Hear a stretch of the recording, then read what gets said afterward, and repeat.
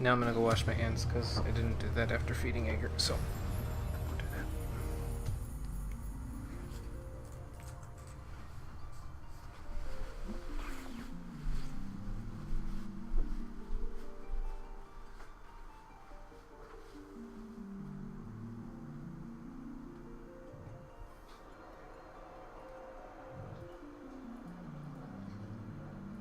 You live, Jimmy? Hi.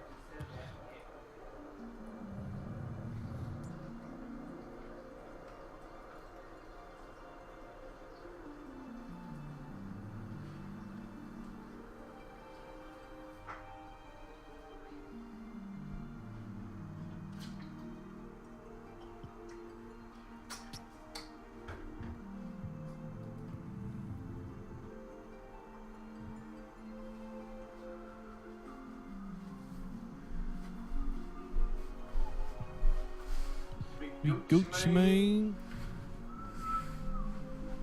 Some Logan in.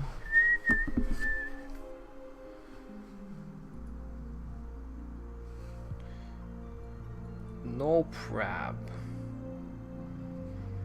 Okay, so let's put that on Twitter.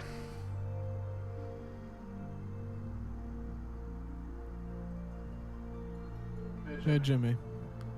Didn't you say you were planning on trying out Metro Exodus? Or one of the Metro games? Not Metro Exodus, because Metro Exodus is pulled from Steam because the developer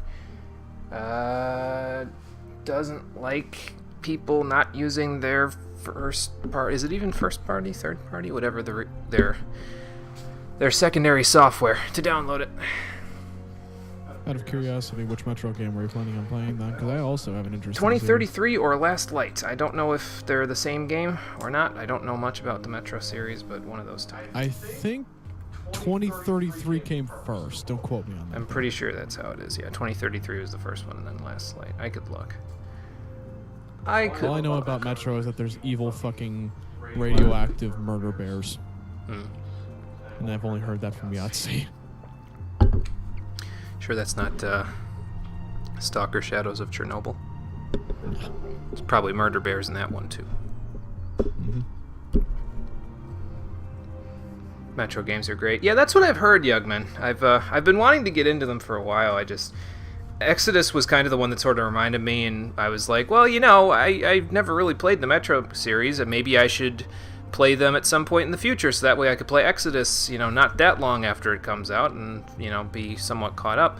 And then they pulled it from Steam, and I was like, okay, well, I guess this is happening now. I still do want to play the first couple of them, though, 2033 and Last Light. Yeah, the Last Light is a direct sequel. There it is. Okay, but yeah, I still do want to play the ones that are on Steam at some point. So perhaps a future project that will be coming soon. Thonking emoji. Might have been a publisher thing, but maybe wrong. I think it was on the publisher's end. I'm not really 100% sure. I've only heard the faintest of details about it, but I do know that they pulled it from Steam and they wanted it on.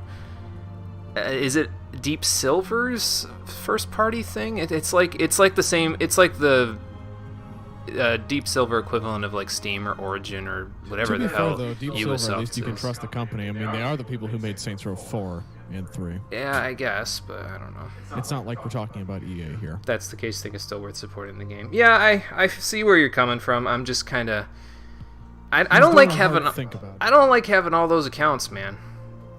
I don't like having all those accounts and being forced to choose, you know what I mean? I have a platform that I've used, and I would prefer to use that I mean, I may still end up eventually purchasing Metro Exodus anyway, but like, there's a reason why I don't have Mass Effect 3 on my computer, but I do have it on my PlayStation 3, and it's because I don't feel like downloading Origin. So I don't know. Maybe I'm just being a special snowflake, I don't know. All right. Welcome to the club. Well, let's get started. Hey, Conker. It's going good. How's it going for you? It's going very good because I'm about to unveil my secret weapon for trouncing the Miners Guild. Your secret weapon, you say? Is it what job you're taking in Heaven's Ward? No, it's a plant. Why are you using me as a weapon? Are you sure it's you? Maybe I'm using Houseplant as a weapon. Stop using my cousins as weapons.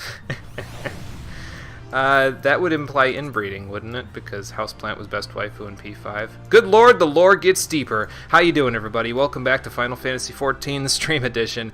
Last time, we were hot on the heels of Shiva and Iceheart, and she teleported off to God knows where to go summon her. So today we're going to have to work on finding that summoning place and stop her from doing that. But before we do that, like I said, we have one last quest to do for the Miners Guild to get them to level 50. And that's where my secret weapon's going to come in, because this Void Drake will defeat the Miners Guild once and for all, as you'll see in a few moments.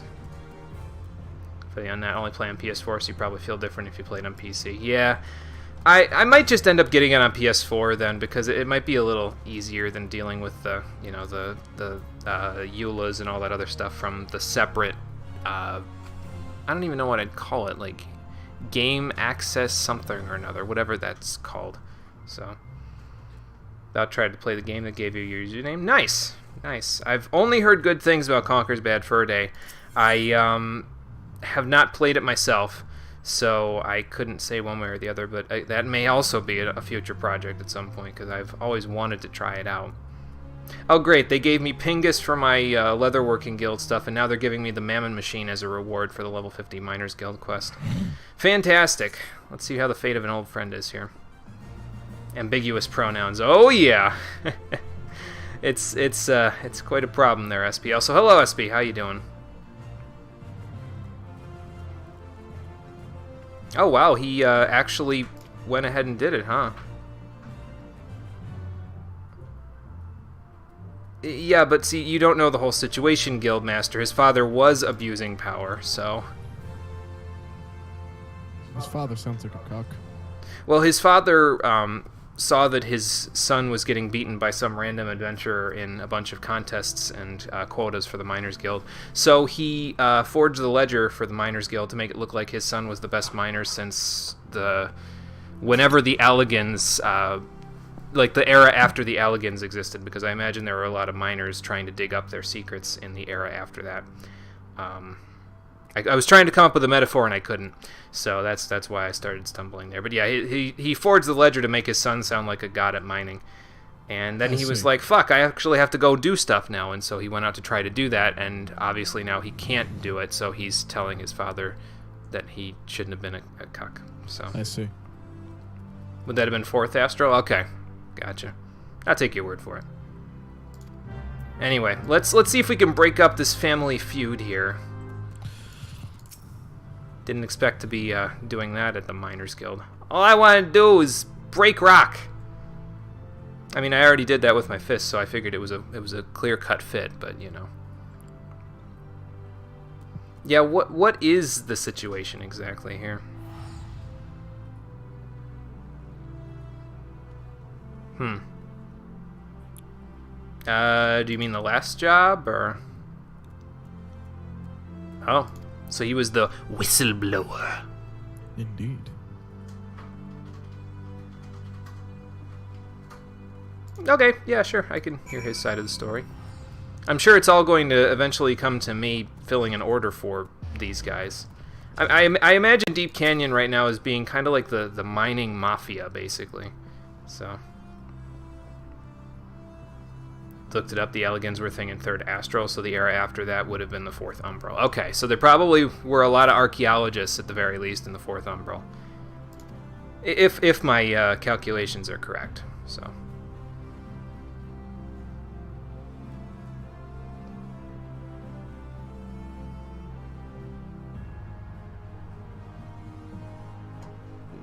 Yeah, but... does that mean you need to take out a vendetta on everyone in the guild just because you have this petty ambition that you couldn't fulfill?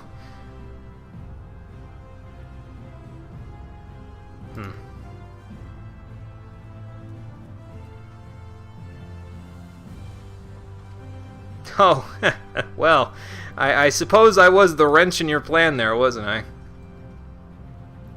I guess a little bit, yeah. Then this chutney looking like the mafia come up to me and say, "Hey, boy, you want a job?" Me so one gonna say no, yeah.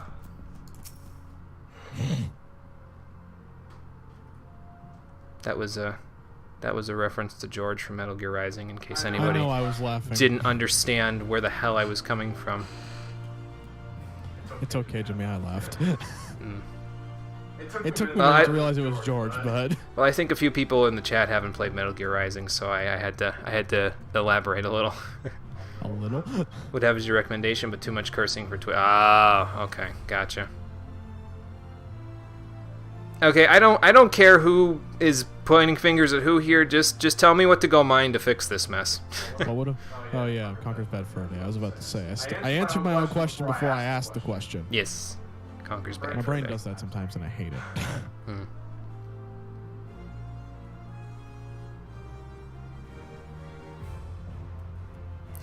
His voice was very annoying, but honestly, I kind of find it charming in a way. I don't know why. I don't. It is annoying, I will agree. It's just, I'm not, like, triggered by it, you know what I mean? I don't know, maybe that's just me. I thought his voice being annoying was, like, the point. Well, see, like, I mean, I guess that kind of is the point. I think at the time we got comparisons to, I think Rockin' Fun said it was giving him Jar Jar Binks flashbacks, but I mean, if we're being honest, Jar Jar Binks is just like fucking Nightcore George from Metal Gear Rising, so. Listen, Jar Jar Binks, I cannot physically describe it. I hated him for a very long time, but then I just started forming my own headcanon of a very popular theory in the Star Wars community. Well, where he's the Sith Lord that yes. all Sith Lords, yeah. It makes too much sense. Except Disney never went ahead with that little plot line. I know, but it's my headcanon that after Darth Vader fell, he just kind of rose to power and killed everyone.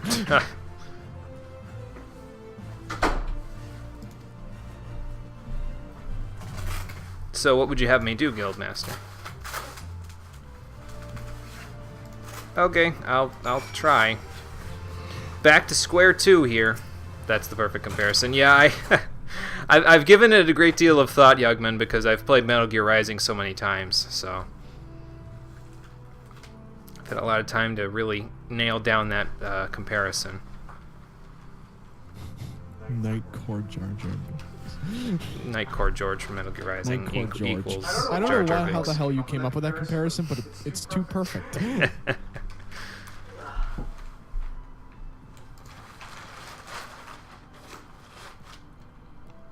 Yeah, that could cause him some problems, couldn't it? And how does he prove that he has the confidence of the guild? Why, the what's on? Mom might have turned it on before she went to get groceries. Oh, okay.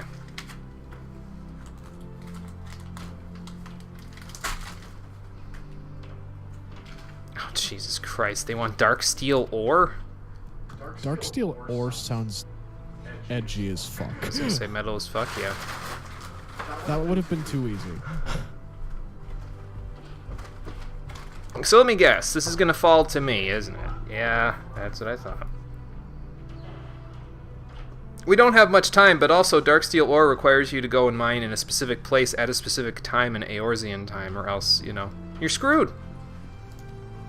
You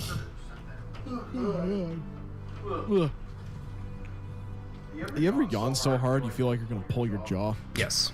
It's happened so many times in the last few days to be comfortable. It sucks. I know, right? You need to rub underneath your chin when it happens, so your glands don't, like, collapse in your throat.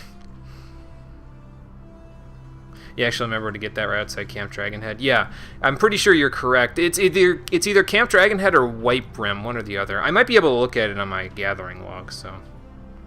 And this survive a night in the cold thing is somewhat true. It's just basically that you have to be there at a specific time in Eorzean time, so. Okay, fair enough. Game still works. Nice. Nice. That will be a good experience then. Yeah, I gotta try Conker's Bad Fur Day one of these days. I think it's in the did I say hunting log? I meant gathering log. I recall you saying that you liked something very particular about Conker's Bad Fur Day, like a particular section. I don't know why I recall it, but I remember you saying that you were like it all on. I had a hunch as to what section it was. I forget what But I section it can't was. recall the name. So I'm pretty sure this Darksteel ore is somewhere in the Nail, which is like this area here of the mountain, somewhere around there. Or maybe it's over here by White Brim. I really honestly forget because, to be honest with you, I'm not going to get it that way because, again, you have to go there at, I think it's like between 1 a.m. and 5 a.m. Eorzean time. Right now it's 3:30 in the afternoon, so that's just straight out. And then you have to go to the thing, you have to use the Truth of Mountains ability that you get, or that's Toil of the Mountaineer, whereas here it is, Truth of Mountains. That will reveal where the Darksteel is, and then you have, like, you still have a percentage chance of it actually being there. And that just sounds like way too much trouble. And also, from what I heard, and I don't know how true this is, you need to make sure that your gathering is at like 350 and your perception's at like 320 in order to reliably get it out of the rock once you finally find it. And I couldn't even get that even though I have item level 70 gear equipped in certain slots there. So whatever will we do? Well, I found a workaround, and it involves going to, well, any town really, but we did do that quest for the Goblet, so let's go to the Goblet so that I can show you the workaround. Are you hearing a great mighty poo? That, I like that section too, Rockin' Fun, although I think that's for the memes rather than for the other stuff. But yeah, Conker's playing Conker's Bad Fur Day. He just got the game working again, so.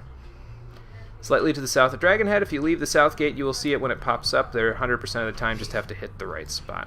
Okay, well, I'll show the workaround anyway, and then we'll go from there.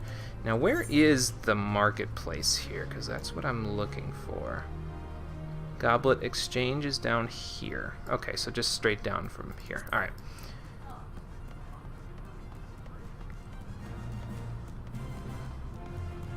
Song is still somewhat stuck in your head, yeah. Yeah, it has that effect on a lot of people, I think. I forget which one of these is the correct one. I think it's this here. Yes, Conker is playing Conker. Yes. Yeah, this is it. Okay. You played yourself. So, if you have a Voidrake, which I bought off the market board for like, I think it was like 2,500 gil, something like that. Now you could grow it if you have an apartment and you have a garden or a house or something like that, but that costs way too much money. So I just bought a Voidrake off the market board. You can go to any of the towns, go to Curious Crop Exchange, scroll down here, here's 3 Darksteel ore that you can get for exchanging 1 Voidrake. Exchange it right over. Done and done. Don't even need to worry about going mining. That's my secret weapon, is you don't actually need to mine to do the level 50 quest. So, rockinfun.exe is about to system shut down. Would you like to send a report? But yeah, so there's my workaround. While I'm thinking about it, though, let's go to, yeah, Control-Alt-Delete rockinfun. Let's go to Kurthus. See if we can find this shit, because I'm kind of curious. I want to find it. We've got a couple things we can do before we go after Shiva today as well. Is we have this for the Miners Guild, and we also have what's it called? We also have the Akadal 9. I'm finally finished with the Akadal 9's stuff, so I don't actually have to do any dailies in this game anymore unless it's me practicing a class that I'm playing. So. Okay, so you said it's just south of Kurthus there, Yugman, right? And it's there 100% of the time. Leave through the south gate. You will see it when it pops up there. So I need to use Truth of the Mountains, so.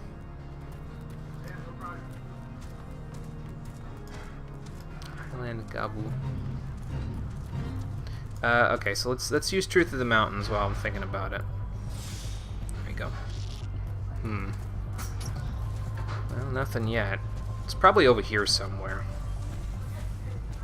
Look to the east wall. Okay, so this way.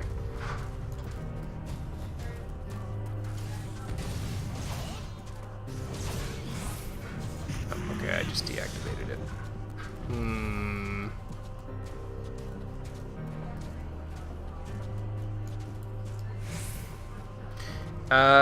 Do I have to do one of these, maybe? No, that's not it. This is the spot? Okay. So that we just have to find it then. I would imagine it's maybe up here?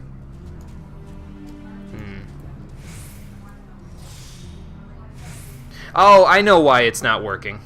It's because it's not at the correct time in Eorzean time, yeah. This is the spot that you need to go to, but, again, it needs to be between 1 and 5 a.m., I think, in Eorzean time, if I remember right. So, we just spent 500 gil for nothing, but that's okay. It's not really critical, because I have enough gil to go around anyway. So let's go back to Ul'dah, then, and we will turn in this quest, and we'll go from there. It pops up twice a day. Gotcha. Yeah, I'll teleport back here, because we're going to need to teleport back here anyway for the story after we're done with this, and once it gets to the correct Eorzean time. So, we'll come back for it. We'll come back for it. Yeah, what an idea! Wait, no! Alright. So let's go turn in the Darksteel ore that I have, and then we'll come back there in a little bit. And we'll see if we can find it. Just to find it ourselves, like for no real reason. I'm not going to use it for anything. I'm just that way I say that I've done it. But if you do need a workaround, like if you're not really sure, if you want to do it without having to really bother yourself looking for it, just go buy a Void Drake off the market board, or garden it if your free company has a garden or something like that, and then trade it for some Darksteel ore. It's really easy, and it makes me feel silly for not just doing that to begin with, and taking a gathering class and just doing that to begin with instead of taking a crafting class first, but whatever. Excuse me. Used to be a very good way to make gil. Yeah, I could imagine. Because, I mean, you basically can get it for free as long as you are willing to wait around for the correct Eorzean time. And then people probably needed Darksteel ore for Darksteel nuggets? Or their Darksteel ingots? Anything with Darksteel in it probably needed it, so... Tried Mega Man Zero for the first time. First one has some missions and stuff, but damn, is it tons of fun. I've only ever played the first one, so I have played, oddly enough, I've played all of them, but honestly, the only one that I've beaten was 4. And that's only because I had this blind, crazy-ass goal in the fact that I wanted to hear the final boss theme in the actual final boss room. Oh. Because Falling Down is one of my favorite tracks in any game, period. Yeah, primarily because the Mythos remix is absolutely goddamn beautiful. I'm trying to think if when I played the first one, I think when I did it, I grinded out the Z-Saber until it was max level in like one of the first levels, though. So I don't think my experience was exactly... telling of what everyone's experience should be. So if when we play the Zero series for the stream, which we will in the future at some point, I'm probably going to go through the game without grinding anything at all. So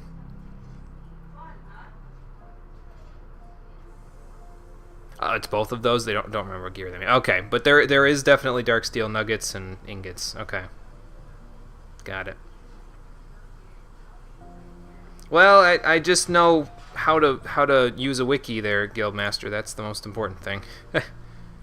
Falling Down is straight up amazing. Yeah, it is pretty good. I have a rock. I think it's already a rock thing, but I have a rock remix of it in my music playlist in the thingamajigger. Are those heterochromic Lalafels?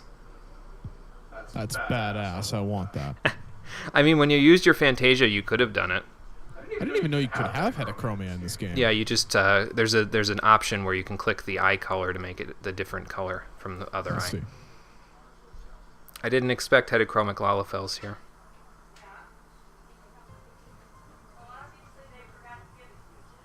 Oh boy. Let's see. Cannonball is another favorite track of mine because Omega is amazing. That entire sequence is just filled with amazing themes, like Fusion Omega. That's a hell of a boss fight. This court session is adjourned permanently because here's your Darksteel ore. In all honesty, my favorite part about Cannonball and just that fight in general is just the balls on Omega. He just shouts right at the beginning of the fight how he's the goddamn Messiah and then tries to stab you. And on top of that, I think he's the only boss in the entire series that can heal himself. That move was a pain in the ass. I seem to remember you being able to do it on everybody there, SP, but I think I've only checked on hearers personally, so I can't really vouch for whether it's on everyone. But yeah, I'm pretty sure you can give heterochromia to a few people. So... didn't expect that in the game. Yeah, it took me by surprise there too, Conker, so... Capcom released an official album with the full soundtrack remix. Yeah, that might be what I have in the playlist then, maybe. You have the Mythos remix, I think. As the Mythos remix? Okay. I know that because Falling Down Mythos and Cannonball Mythos are in my own playlists. Also, can we all just sit down and realize that when Omega shouts "I am the Messiah," that's part of the track. Have I ever played the Battle Network games? No, I have not played the Battle Network games, though I've been told that quite a few of them are pretty good, from what I understand from a friend of mine. Never tried them, though. Maybe one day. Battle Network games, like you said, I've heard that they're pretty damn good. The least you could do is be a little thankful there, Deep Canyon. I did, as they say, stick my nose out for you. You did a little more than stick your nose out for the man. Well, yeah, I went to a shop and acquired some Darksteel ore. I'd imagine that this frickin' quest would be a lot more infinitely badass if you couldn't just get all these ore, you had to mine them. Like, you're going out of your way for this guy, and then eventually you're just gonna fucking snap on his ass. Well, yeah, that's fair enough. She wouldn't have asked me to stick my nose out for you if she really didn't like you the way that you say. Maybe you could have just asked her what the problem was. I mean, you were her mentor for a while. Also, why does Wide Gully need 2 pairs of goggles? Just a thought. I don't understand. Heard so much about Battle Network. Really need to play them. They seem pretty cool, though. 3 is really good. I think that's the one I heard from my friend about, so... Which quests are we on? Cole, which quest are you on there? I'm going to check in a minute. Chasing Ivy, currently. Chasing Ivy? Okay. I will check mine in a moment once we're done here. Surprised there's not more games like them. Yeah, I'm not trying to rush to Heaven's Word, in all honesty. I read fast. Yeah, Cole goes way quicker when it... Like we said before, Cole goes quicker when it comes to these games, so... Jimmy likes to take his time and play games like he drives, aka like an old lady, whereas I just kind of... I've learned to read very quickly.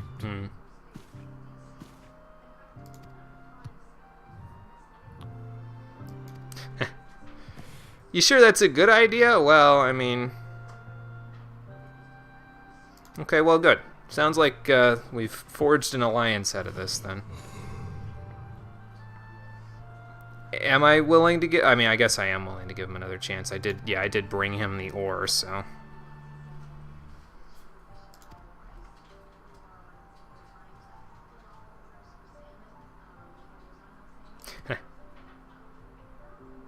See, I told you she felt that way anyway.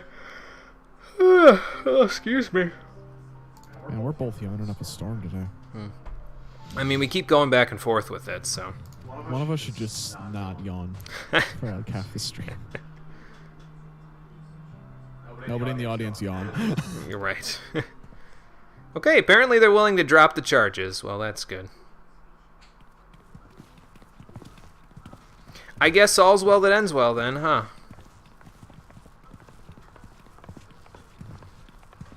Okay, sure. Fair enough. Up to the next duty, so wait for there. Won't take long to get to you. Okay, cool. Sounds good. Let's see what kind of words that the Guildmaster has for us as parting wisdom from the Miners Guild quests. I mean, again, we could do these quests into Heaven's Ward, but I think I'm done with crafting and gathering classes after this, so I've given them a shot. I have a theory about what the next... Actually, no, I know what the next dude is going to be. It's going to be Shiva, obviously. The one after that is the one I have a big theory about, which I don't even want to talk about. So if we have to actually fight that thing, I'm going to shit myself. Yeah, Darksteel ore, the rarest of metals until the next expansion. Oh, wait, that expansion's already out, and now it's not even rare anymore.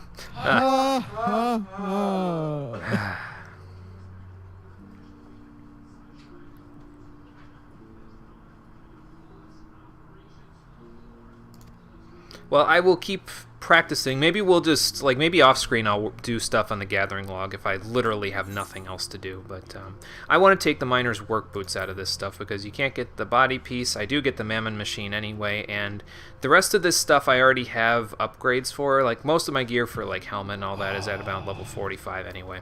But I'll drop I don't have it for the work boots, so. Theory after we kill Shiva, because I know that's the next one coming up. But yeah, so once we complete up to Before the Dawn, if I decide to go back to doing crafting and gathering stuff, I can totally do that. Especially since I just leveled up after getting 864,000 experience for the last Miners Guild quest. We're well into level 52 as a miner now, but yeah, probably not going to bother. Alright, let's go to an inn and fix up those work boots, and then we will go to Kurthus to do For the Greater Good. That's the one that I'm on. So I have to go back to that place where we found the behemoth the last time, and in the event that I find it again, if my luck is that good, I kind of doubt it, we will just, I don't know, I'll just put it in the shout chat and hope the whole server comes and joins. Together we'll kill it. If they bite. I'm sure that most of the people would have already killed the behemoth by now, but, you know. Rusty and playing the game. Yeah, I know that feeling. I know that feeling for sure. Actually, it's almost the correct time now to go and get the dark steel ore that we were talking about going and getting. So after we're done in the inn, I'll probably check on my retainers, although I think only Matilda's out right now getting stuff. So we'll see what she's up to, and we'll go from there. And we'll teleport back to Kurthus, probably, and see if we can find the spot where the dark steel ore is. Oh, nope, they're both out on ventures. And they both sold everything. I think I might have taken their gil already for some of the other stuff, though. I'll have to look. Ah, Matilda leveled up as well. She's level 32 now. Good. I'm going to have to upgrade her gear pretty soon. I might wait on doing that, though, until I'm like... Or she is like level 40 or something, because she really doesn't need... Excuse me, gear upgrades that badly. I mean, she needs them more than Ghost Hammer does, because he already gets 20...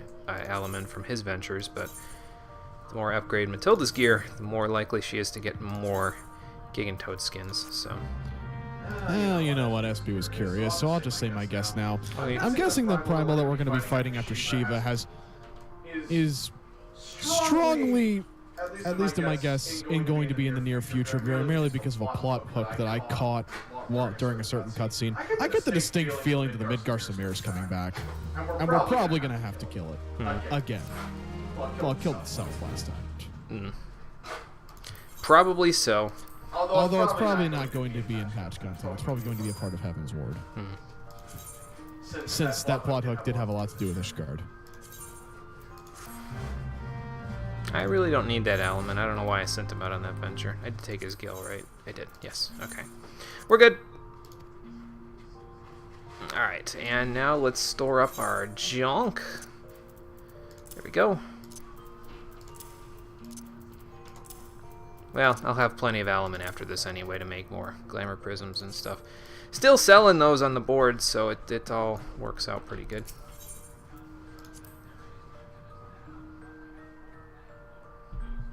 Make sure you pay close attention to the music in the next Primal. Okay. Next Primal is good music. Don't at me. Okay.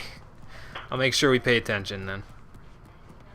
I'll shut off my gaming playlist to actually listen to the soundtrack for once. Although to be fair, the entire all the Primal boss fight music are in said playlist now. Because unlike this motherfucker, I have actually listened to all the tracks. And when I say this motherfucker, I pointed at my brother. We're gonna fly to Gridania and then head towards Kurthus, because by the time I fly to Gridania and take Confucius out for a nice jog, Eorzean time should be at around where it needs to be for me to get that dark steel ore. So I think what we'll do is we'll go after Shiva. Like, I'll go do the main quest leading up to Shiva.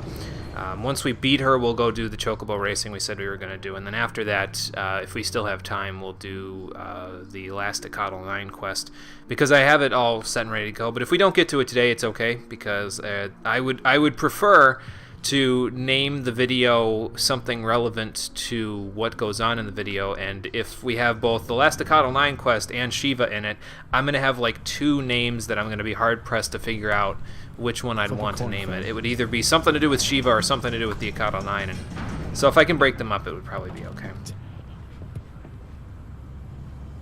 Phase transition's really cool. I did listen to Ramuh's theme, yes, and I listened to Leviathan's theme. They were rockin' fun. I mentioned at the beginning of the last stream my thoughts on them, but since you weren't here, I'll just reiterate here. Ramuh's theme I thought was pretty good. It reminded me a lot of the Asura's Wrath OST, which is always a good thing. And Leviathan, honestly, I mean, I heard the rock soundtrack and the guitar line from when we were actually fighting the boss. I was not expecting it to be basically like a remixed version. Well, it's not a remixed version. It sounded almost in my brain like an updated version of the 1960s Batman theme. And I was like, I heard it and now I can't unhear it anymore. So, yeah. You think he's joking, but I'm pretty sure this is actually a thing that goes on in his brain.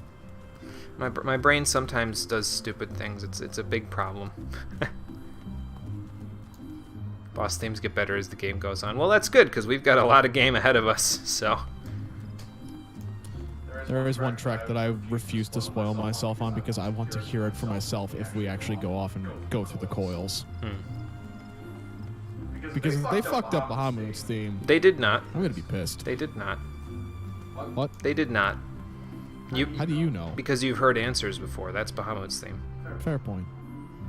Oh, that's his theme? Yes. We need attacker stance and a Giselle Greens to keep Quinfucius out here. Alright. Let's ride. And like I said, by the time we get to Kurthus, where we need to be anyway in Kurthus, it should be close to time for us to go and get that ore, so... Last minute of the song's really effective. Sadly, he always dies before the last part. Oh, yeah. Don't you hate it when that happens? MMOs with really freaking good music and the boss just fucking dies. Am I going? I'm not going the right way. I missed my turn. I knew I should have taken that left turn at Albuquerque.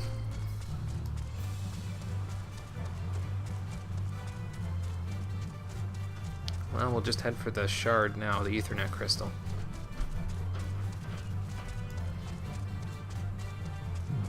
The way Bahamut's theme works would classify as art. Yeah, I'm in agreement with you there.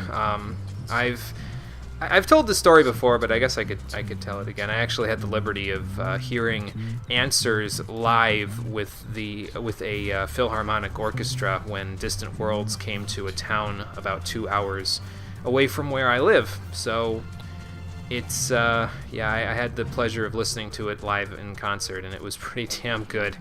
So, along with a bunch of other Final Fantasy themes, but yeah, it was really good. It was the reason why I picked up the free trial of 14 that I played for all of 2 hours back in 2015. So. On some actual serious shit, my brother, when he heard Answers for the first time and saw that cutscene, I have never seen him get wide-eyed like that before. I lit up, man. You look like a kid on Christmas. I think the only thing that would have made you more giddy than that. Like, that's how I imagined your face when Kingdom Hearts 3 finally got announced, and then you just disappointed me. I want to see you light up more. Yeah, I'm old and cynical now. I can't light up that way that You're much. not even into your fucking 30s yet. You're not old. I mean, by JRPG standards at this point, I should already be married with kids, but, That's JRPG standards. JRPG standards are fucking...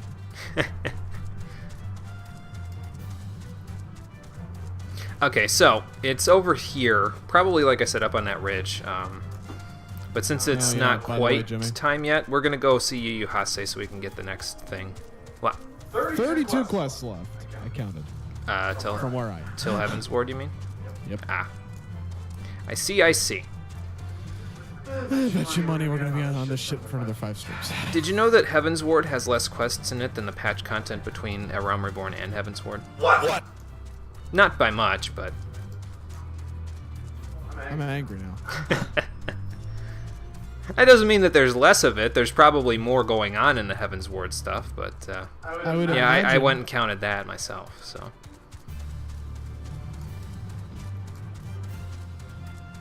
Very jealous of that. Yeah, sorry, Yugman. I keep bringing it up too. Sorry, I just. It's one of those once in a lifetime things. You know what I mean? I'll never get the chance to go and see them again. So. You dig Leviathans. It's not amazing, but it sounds cool, and like the fact they use a rock vibe with lyrics, and it sounds like some kind of prayer. The original, enough for you to like it. Yeah, it is. It's very interesting, so I can agree with you in that regard.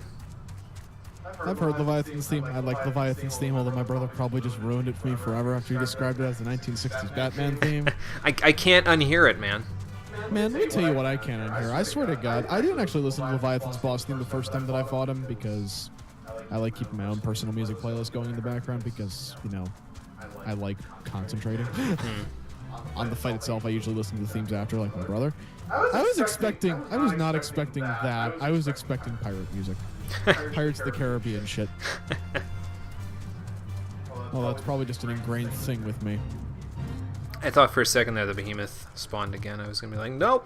But why the hell are you so afraid of a behemoth? Kill it. You didn't see it, man. You didn't see how much HP it had. Stop being a pansy. I know you can handle it. Just punch it. Yeah, I don't think that would work because he deals almost like a little more than my full HP bar in damage currently, so. Well, Jesus fuck. Yeah, sorry for keeping you waiting. I know it's been like 2 days.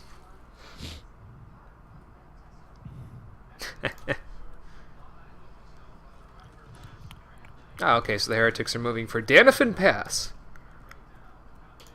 Okay. I will head that way after I head in the direction of the Darksteel ore that we want to look to see if we can find. Hey, Sebek, say hi to Greedon for me. I'm an old friend. Well, a friend might be a strong word. I've kind of killed him multiple times, so. Let's see here. Danifin Pass is down there. Oh, they're over by Danifin Pass. Okay. Well, it's on the way, so I might be able to go from there. I distinctly remember 1 o'clock a.m. being an important time point for the Darksteel War. I'm not sure why that's the part that sticks out in my head, but I'm fairly certain that's when it starts. So.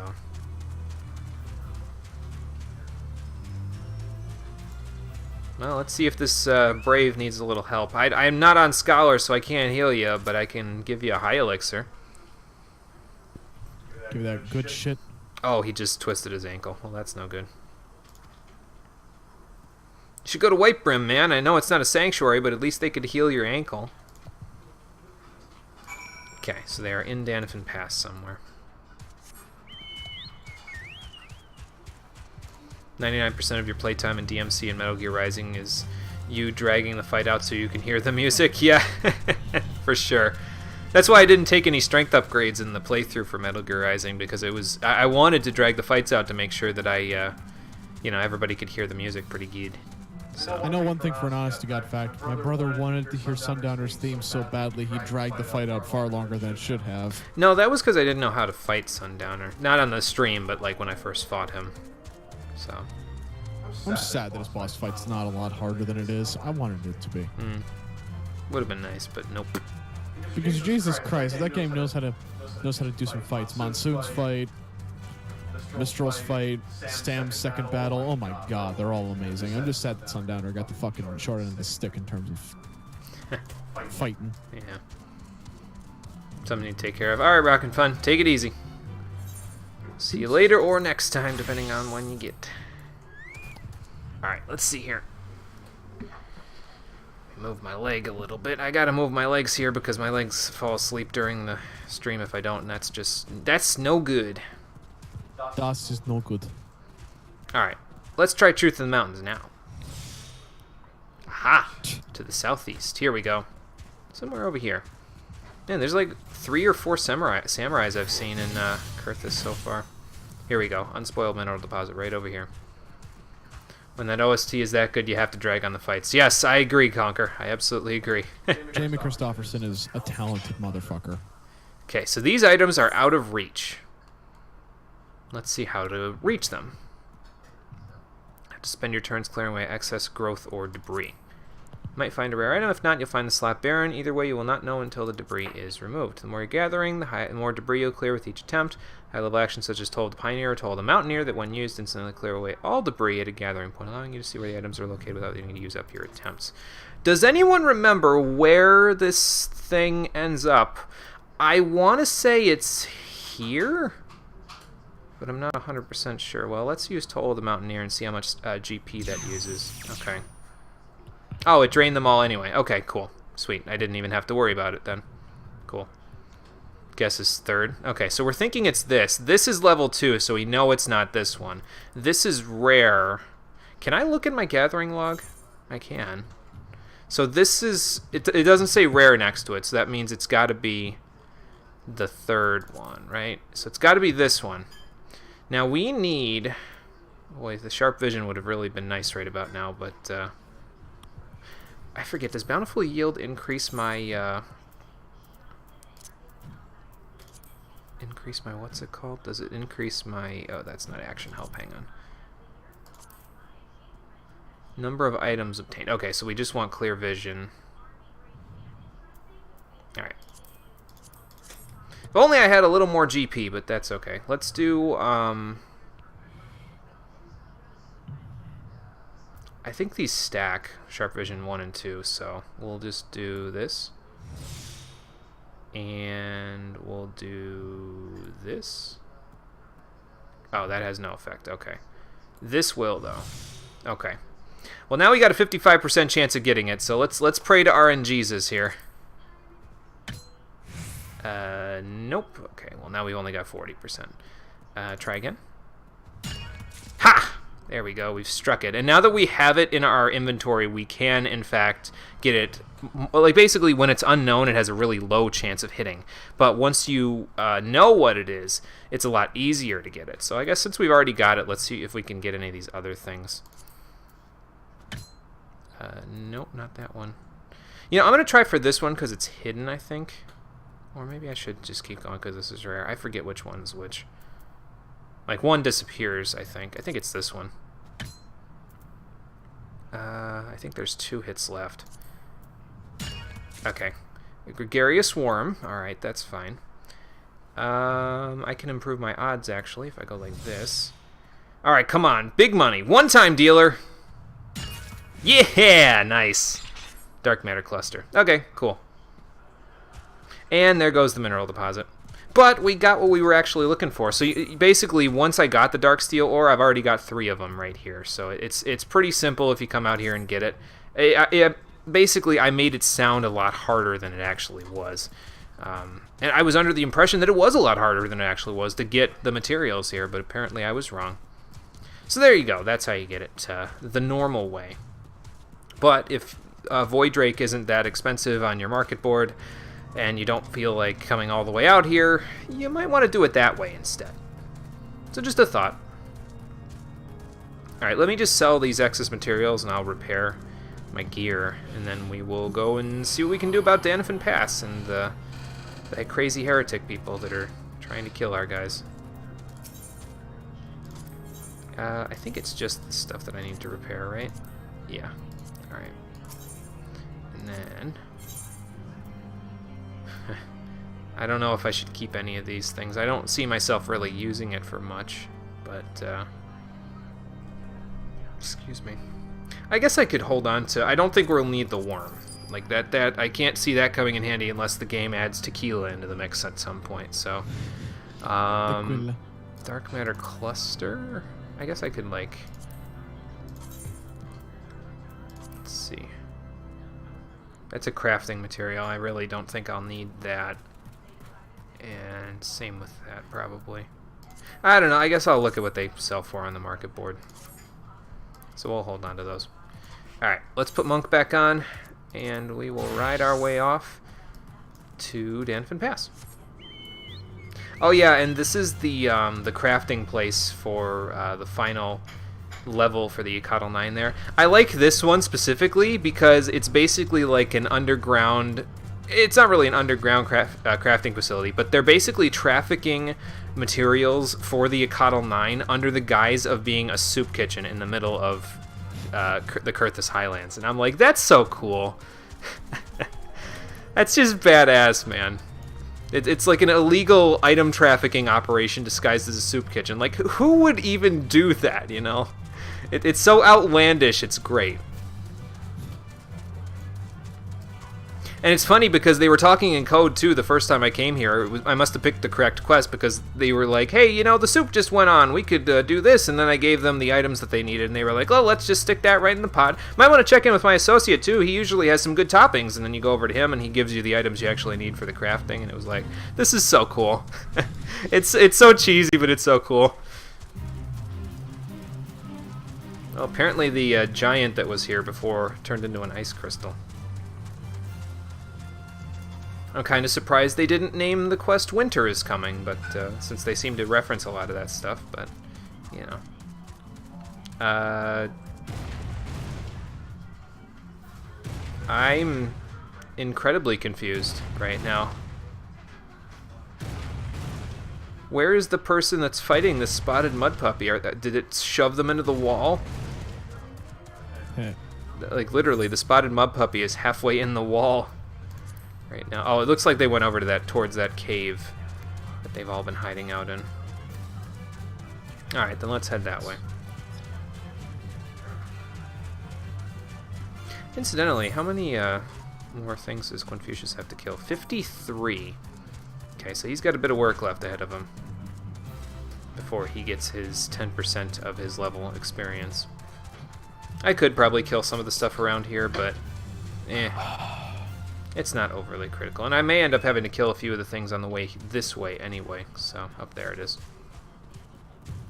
Fresh Prince. Let's investigate, Watson. Southeast, okay. Then I guess we'll kill a few things on the way through here after all. I mean, I don't have to, but I'm gonna anyway because Confucius needs the EXP. I gotta tell you what though, man, I can't wait till I get Form Shift. It's not gonna be that long before I get it, but I can't wait till I get it so that way I can just instantly bootshine crit something when I walk up behind him. It just seems like one of those fundamental abilities, you know what I mean? So. But we'll get it eventually.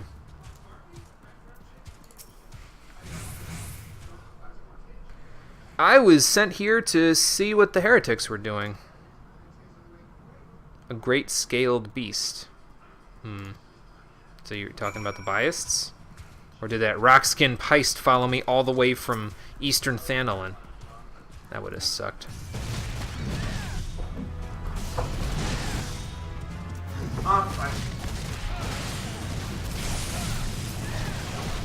There we go. We'll just follow the trail of biasts then, so that I have something to kill on the way through here.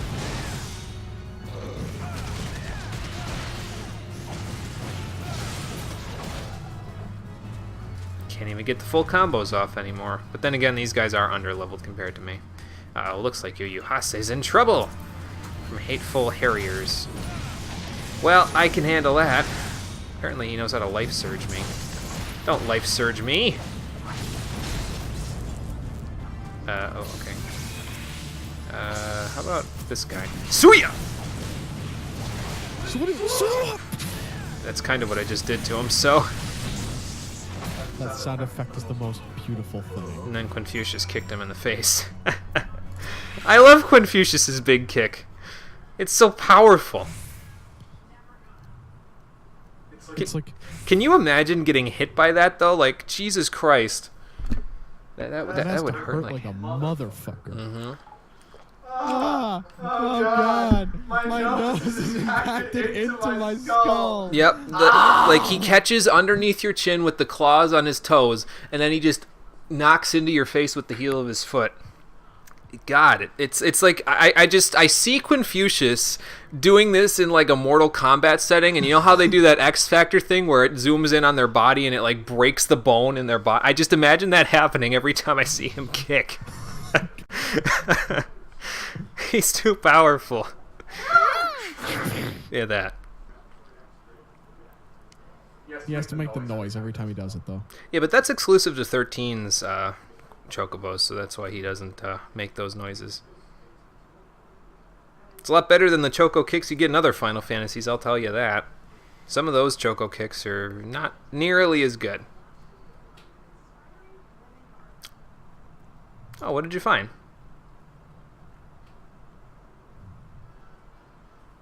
3 or less to the Observatorium. The merchant will be watching. Be late and be left for dead.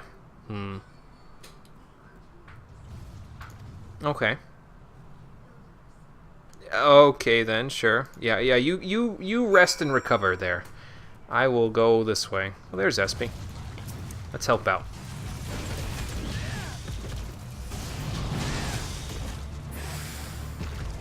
Okay. Now I will continue with the story instead of getting sidetracked. I say as I'm going after this biased.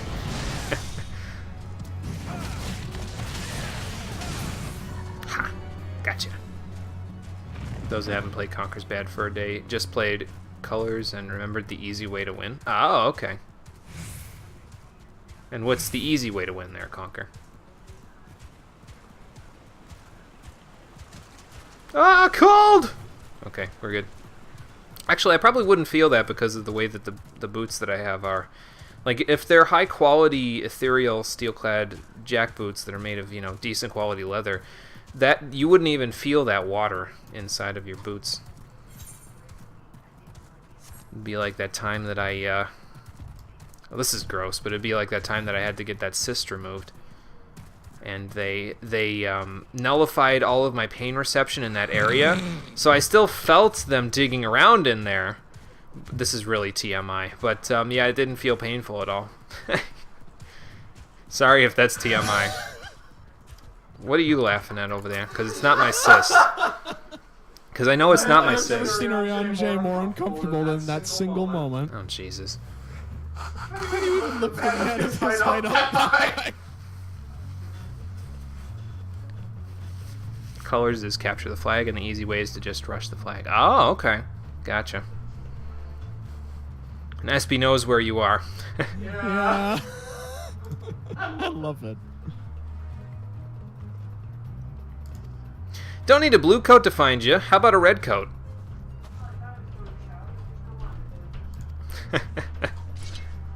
Yeah, you're not going anywhere there, fellas.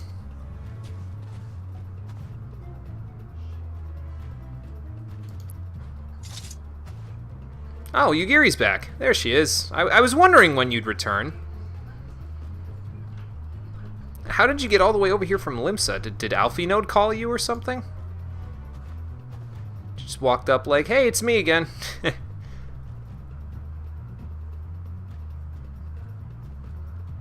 Yeah, we gotta beat the truth out of you. Don't beat the truth out of them. Jumping like a madman once at the enemy base. Oh. Yes, I guess she is a ninja, yeah, so she could just poof wherever she feels like.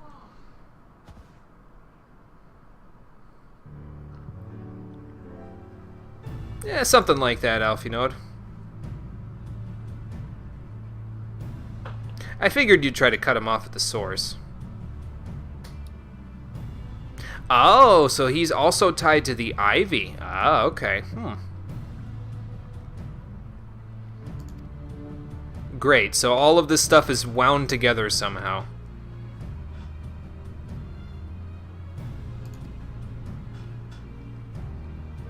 So how did you help then? Oh, so the Domans sort of helped out.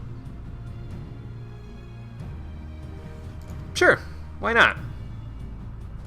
I mean, as long as it doesn't interfere with your training with the people in Limsa.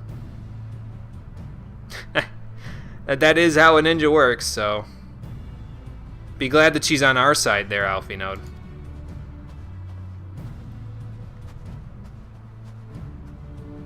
You do get a flash step sort of ability as a ninja. Ah, okay, gotcha.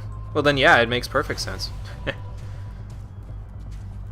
You probably can't flash step as a ninja all the way from Limsa to here, but I mean, I guess we do have a teleport ability that allows us to do that, so it makes sense eventually. Just gotta, you know, figure that out.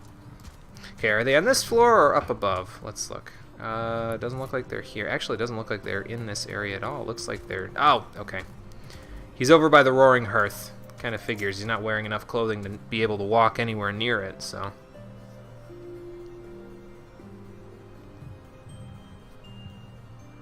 Okay, so just hang out here by the Roaring Hearth until we have information, or...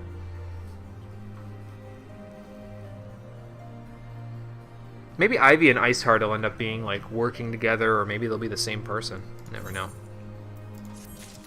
Actually, probably not the same person, because it looked like Iceheart was, like, an Ishgardian, whereas Ivy is a Garlean. I mean, I guess it's not out of the question that they could be both, but it's just less believable, you know?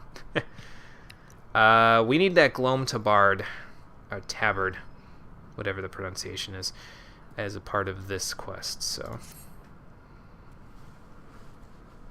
Excuse me. So what word do we have there, Alfie Node? Oh, I guess we're going to find out, because Captain Elbert is going to tell us. What's the good word, Captain?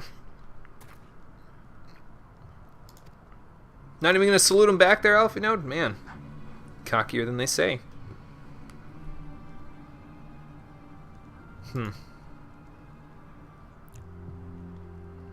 Which basically means he's dead. Fair enough. Oh, really? Okay. Let's have it then.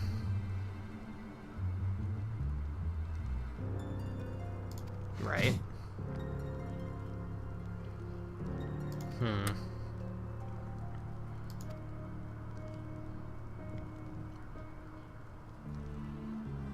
Oh, so since he knew about them, he could tell them where the shipment routes are, I'll bet. Yeah.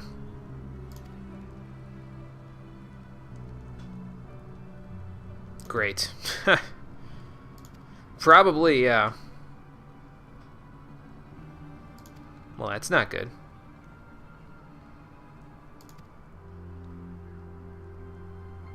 Oh, what kind of error is that? Oh, okay, so it's got to be a high-ranking member of the Immortal Flames, then.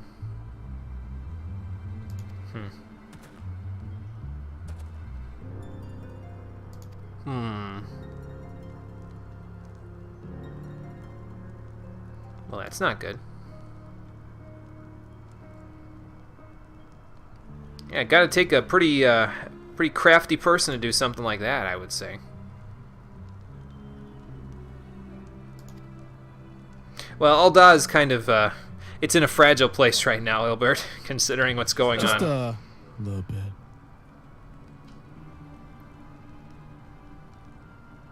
Right. I guess that was one of the main... If you want to be completely technical in terms of, like, why didn't you join the Flames? Well, it's... As much as I like General Roban, it's because it probably would have felt like a bunch of mercenaries all tangled together, so... Although it would be interesting if you were part of the Flames, you were further entwined in the story than you are now, because then it would be personal. Right, yeah, that would be... would probably help a little in making this more personal, but... I'm flying Maelstrom colors, so it's fine. It's still personal because Ul'dah is my home, practically, but... Although, from what I understand, based on my own experience, you're going to absolutely fucking adore Roban by the end of this story. Probably.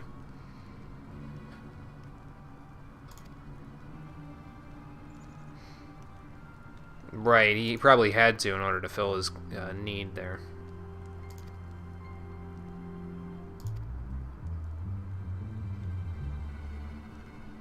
Right.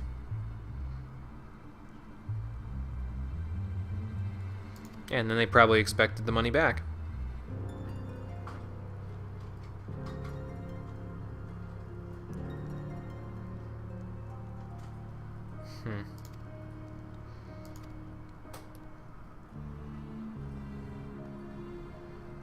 Oh, okay. Oh, good. They found a way to make themselves useful, besides, you know, their normal adventuring guild stuff in Revenant's Toll.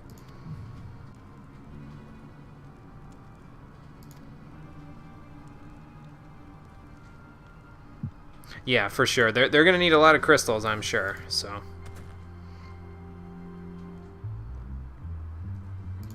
Okay, works for me. So what do you want me to do?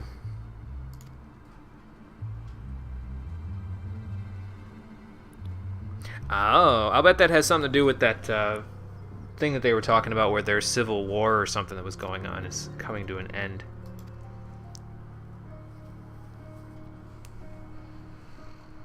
Oh, okay, cool. So where are we going then? Let's find out. Is it here or is it somewhere else? Yeah, that's the unfortunate part, so hopefully we'll find another path at some point here. Oh, so you're going to go to Gridania Nafika's altar. Okay.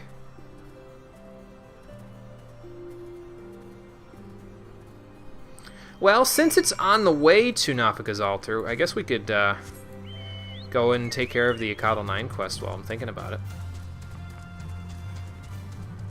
That way, that's also out of the way, and we'll get moving towards Shiva after that, too.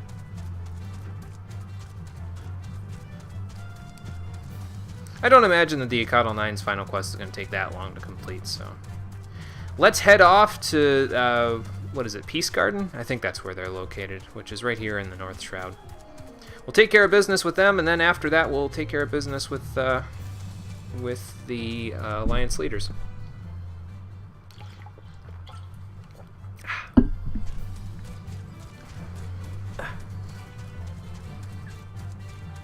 And hopefully, by the time we're all done with all this stuff, we'll still have enough time to go chocobo racing. We'll see. I mean, we started the stream at 4:30, and it's only been like an hour, so I anticipate us having enough time. But I'll say that, and then all of a sudden we'll... It's not that we'll get sidetracked, it's that I go slowly, so then I end up taking 2 hours to do something that probably would have taken other people an hour and 15 minutes, and... Or in my case, half an hour. Yeah, that would be for your case, yeah. I read too fast. Okay. I see the great old oak is here again. Wonder if he's ever going to get back to me on that familiar deal.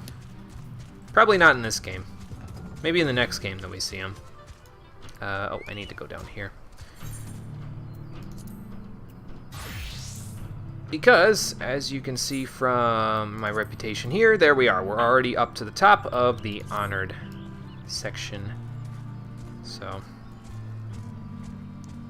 let's go finish this bad boy off. Now, I'm pretty sure you can get a higher rank than the one that we're going to get from this one, but you have to do, like, all of the Beast Tribe quests in order to do it, like, from other Beast Tribes as well. So, I don't think we're honestly going to be doing that, but we'll do this one, so... One last task, huh? Let's see what that one last task is there. What do we need, Cecil? We're almost done, aren't we? Maybe don't do that last one in front of me. I don't think I need to see that aspect of Ixal tradition. Okay, and what's the finishing component? Oh, okay. Got it. One last Beast Tribe quest. Let's go craft this finishing component, and then we'll be on the first flight of the Dezel Kalan, ladies and gentlemen. Won't be that long. You worked all this time for a fucking... For a floaty thing, yeah. Their quest was interesting, though. I liked where it went.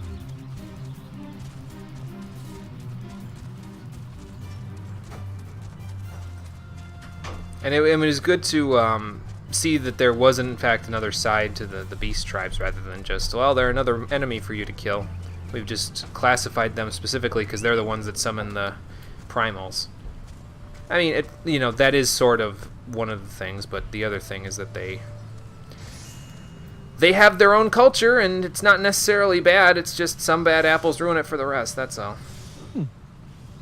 Yeah, I usually don't say much back there, Hildyard. You'd think you'd know that from all the work you've done with me. I've brought you some new components. We'll see. Okay, let's see how bad this is. Let's see. There's my thing. So we want Beast Tribe components, Exile quests, finishing component. Right there. I'm guessing this figurehead component will also come into play at some point here. 1690 quality, 120 difficulty, and it needs to be high quality. All right. So we got to be a little careful with our taps here, I think. Let's see. How do I want to do this? I want to do... Just so you know, Jimmy, I'm ready. I'm ready at Shiva. Okay. And this. And this. Then we'll do this. Okay. Then we'll do this, because I'm spooked by my Shift 1, because Shift 1 sometimes fails. It's only got like a 90% rate, so I'd rather not do this. Let's see. I get 190 points on progress from a standard synthesis, so I just got to remember to keep 15 points for that. And then if I go like this and this, yeah, there we go. And I need my steady hand back. How much does that take? Is that 22? 22.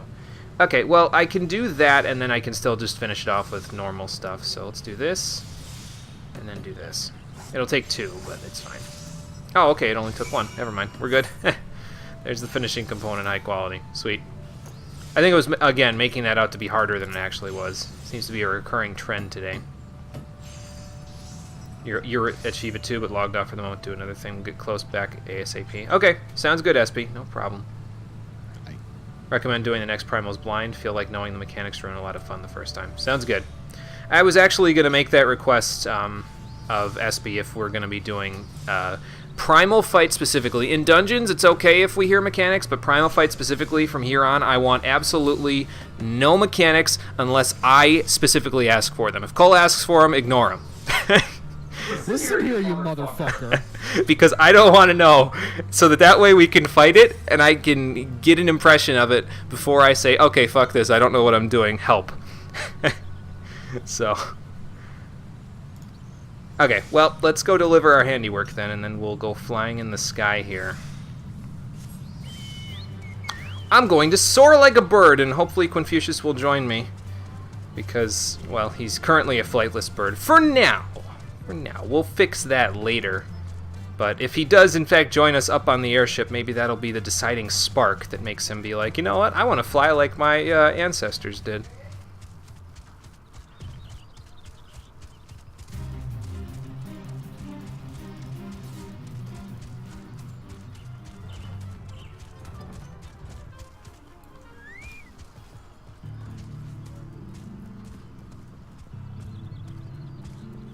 Sezzle, I think it's my best work to date. I mean, those punching gloves that I made for Cole that probably ended up getting thrown in a drawer somewhere, those were pretty good too, but this is also pretty good. I'll let you look over it so that you can tell me what a good job I did. I already know, but, you know. Good. Good. Uh-oh. Are the heretics here? I kind of figured they'd be here at some point. Oh, great. Sounds like they're on their way, then. Yeah, they're getting ready to take off there, Tadaramu. Right.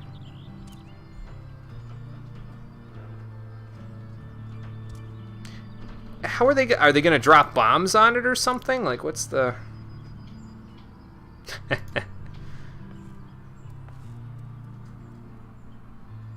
I wouldn't say that, Tadaramu. You got a warrior right here.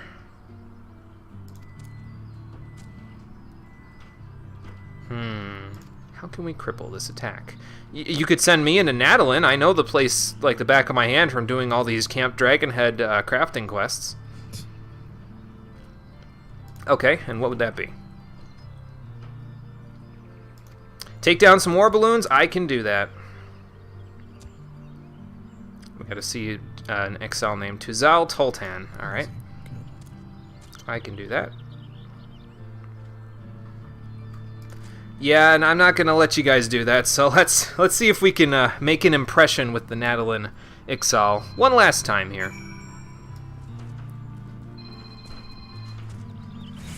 That's not my phone. Let's switch back to Monk, and I'm just gonna teleport to Kurthus. We need to be swift about this. We need to make haste. So let's make haste. I can't cast haste, but I guess this is the next best thing.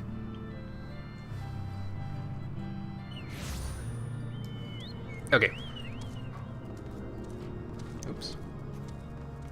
Well, this will get Confucius a good chunk of enemies that he can kill for the log there. So, and speaking of Confucius, there you go, buddy. Just refresh you there. I'm just gonna ride in. I'm gonna ride up to the gates, and then we're gonna beat our way in from there. So, Cole, want to jump in for some Ixal crushing in Nadalin?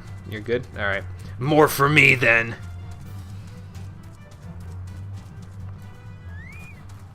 So I heard you guys like war balloons. So I heard y'all talking shit. Let me go pop those for you. So I heard y'all talking shit. Pretty much. Yeah, there is a coming storm, and the storm is my fists! And Confucius's feet.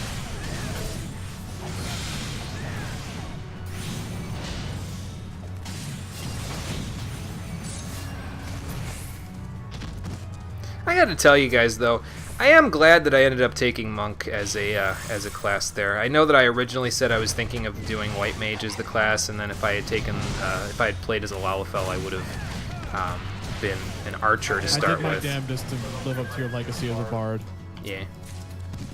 Like, I would have been an archer to start if I'd started as a Lalafell, but I'm glad I took Monk, because I don't know how fun it is to watch me play as a Monk, but it is damn fun to play as a Monk.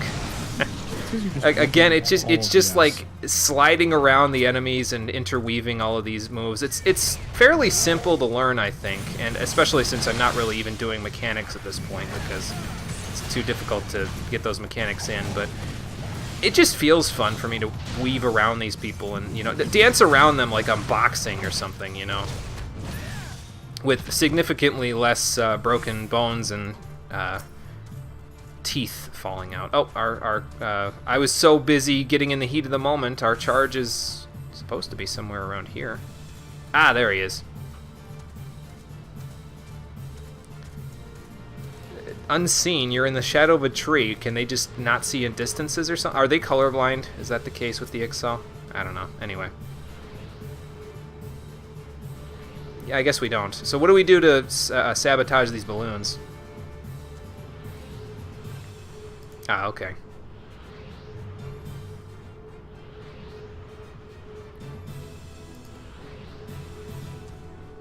So we have to disable the vortex array. No power means no propulsion. Makes sense, yep. Oh, okay, so remember those corrupted crystals that we've been using, that we used to go after Garuda and then Leviathan? We're gonna use them again! Slightly different use this time, though. Okay, so we gotta disrupt the secondary turrets first, and then go after the primary turret. Okay. Oh, they just left the secondary turret out in the middle of the thing? I mean, I guess it's really windy here, so... makes sense, but... you'd think they'd stick it, like, within their walls or something. Yeah, I got it. Okay, so get the secondary devices, then disable the primary device, and that will take care of the vortex array, and then we can head back to Beast Garden and watch the first flight of the Dezel Kalan, or, you know, get on it ourselves. But first, we've got a few more mooks to take care of. So let's get in here and show them a real fight. You guys want to fight with the Akatl 9? I'll give you a fight. You're going to regret it. At this point, are they really 9? They may as well be 11.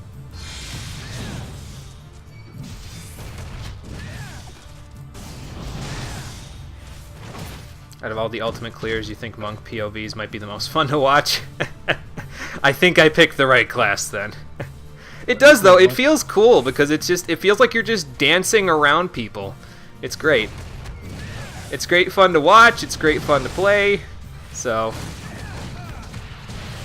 hey, Amarella, how's it going?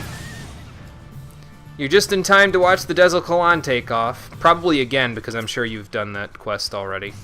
So. But if you have not done the Beast Tribe quest for the Ixal, you're in for a treat. And then after that, we're going to be doing Shiva. So if you want to jump in for that, that will be open as well before long. No, if you ever actually get your ass to Shiva. Oh, I will. Don't worry. I don't even know what story quest you're on. I am on Tendrils of Intrigue. I see here. So they are both... Okay, so one is off in this direction and one's off to the right. So we do have to go this way to get there. But first we've got to take care of these guys, so... It's okay, though. More experience for Confucius. Fierce Demon Fang! No, I'm not going to stop saying that every time. It's more fun to say it that way. It gives it more impact, man!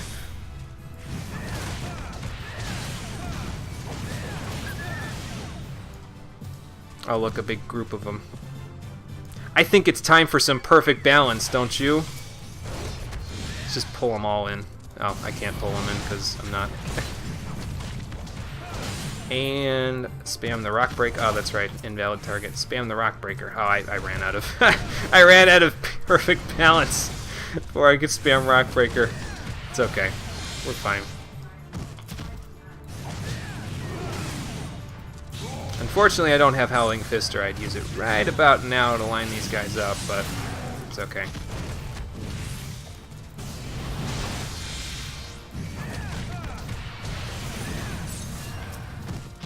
No, we don't have to beat all these guys up, but I'm going to do it anyway, so...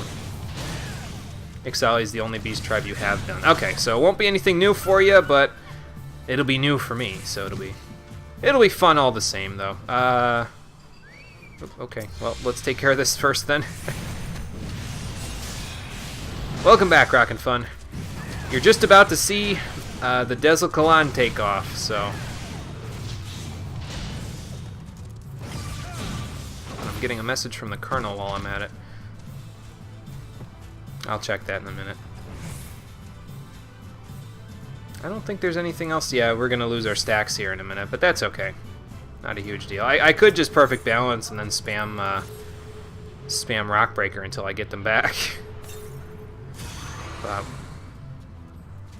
I don't know, I like the slow build-up of my speed there, which is why I think I'll actually like Tornado Kick as an ability. A lot of people are like, well, you know, it uses all your stacks, so it's counterintuitive, but I kind of don't mind that I'm slowly building my way back up to it, you know what I mean? It's like building up a limit break, basically.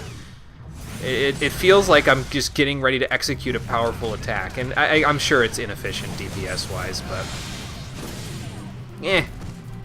I ain't never said I was the best at the DPS stuff. I'll bet you that Gozol guy's... Well, he's here for a fate, but... He's probably also here to get on the airship, so... Maybe we'll just, is it down there? Let's look. Yes, but I think I need to go around to get to it. So, instead of Gozol, let's take care of everybody else, so...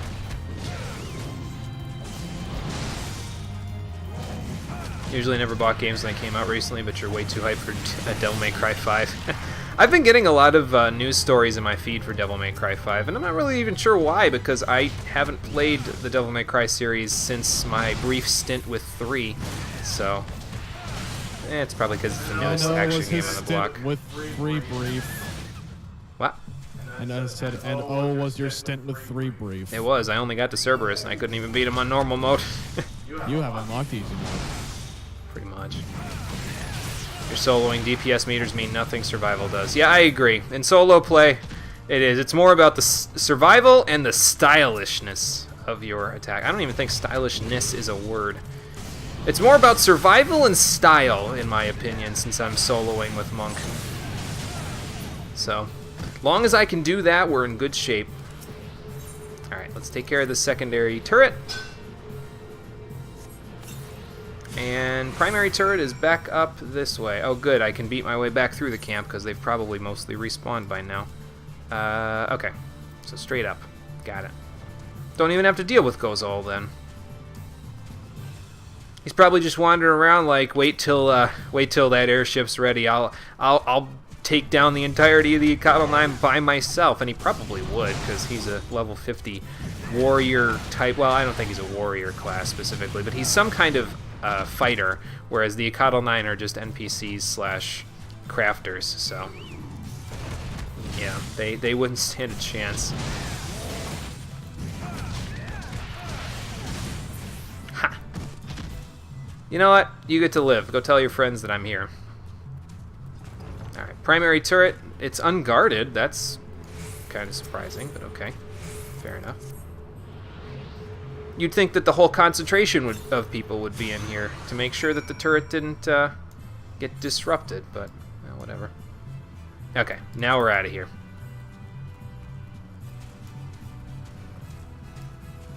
On second thought, you don't get to live. Goodbye. I'm about to erase you.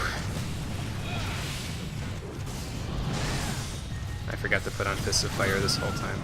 I mean, I had Fists of Fire because of the Makai Fists, but it's not Fists of Fire.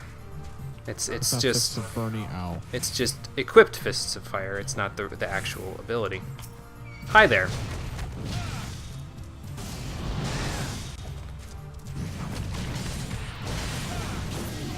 I will give Steel Peak credit. I kind of didn't like it that much earlier in the game, but I will give it credit where credit's due. It does recharge fairly quickly, so it means I can incorporate it into a lot more moves than I can with something like Howling Fist, where pretty much by the time I'm going to use it, I'm already ready to. I have to wait. It's like every 2 shoulder tackles I can use Howling Fist. So. And incidentally, it just finished recharging. Fierce Demon Fang! How about you? There you go.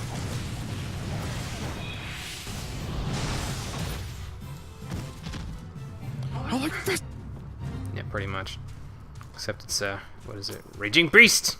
Something like that. Oh, and they've got another, Hopefully you get that later on, because I want to hear you shout Raging Beast at the top of your lungs.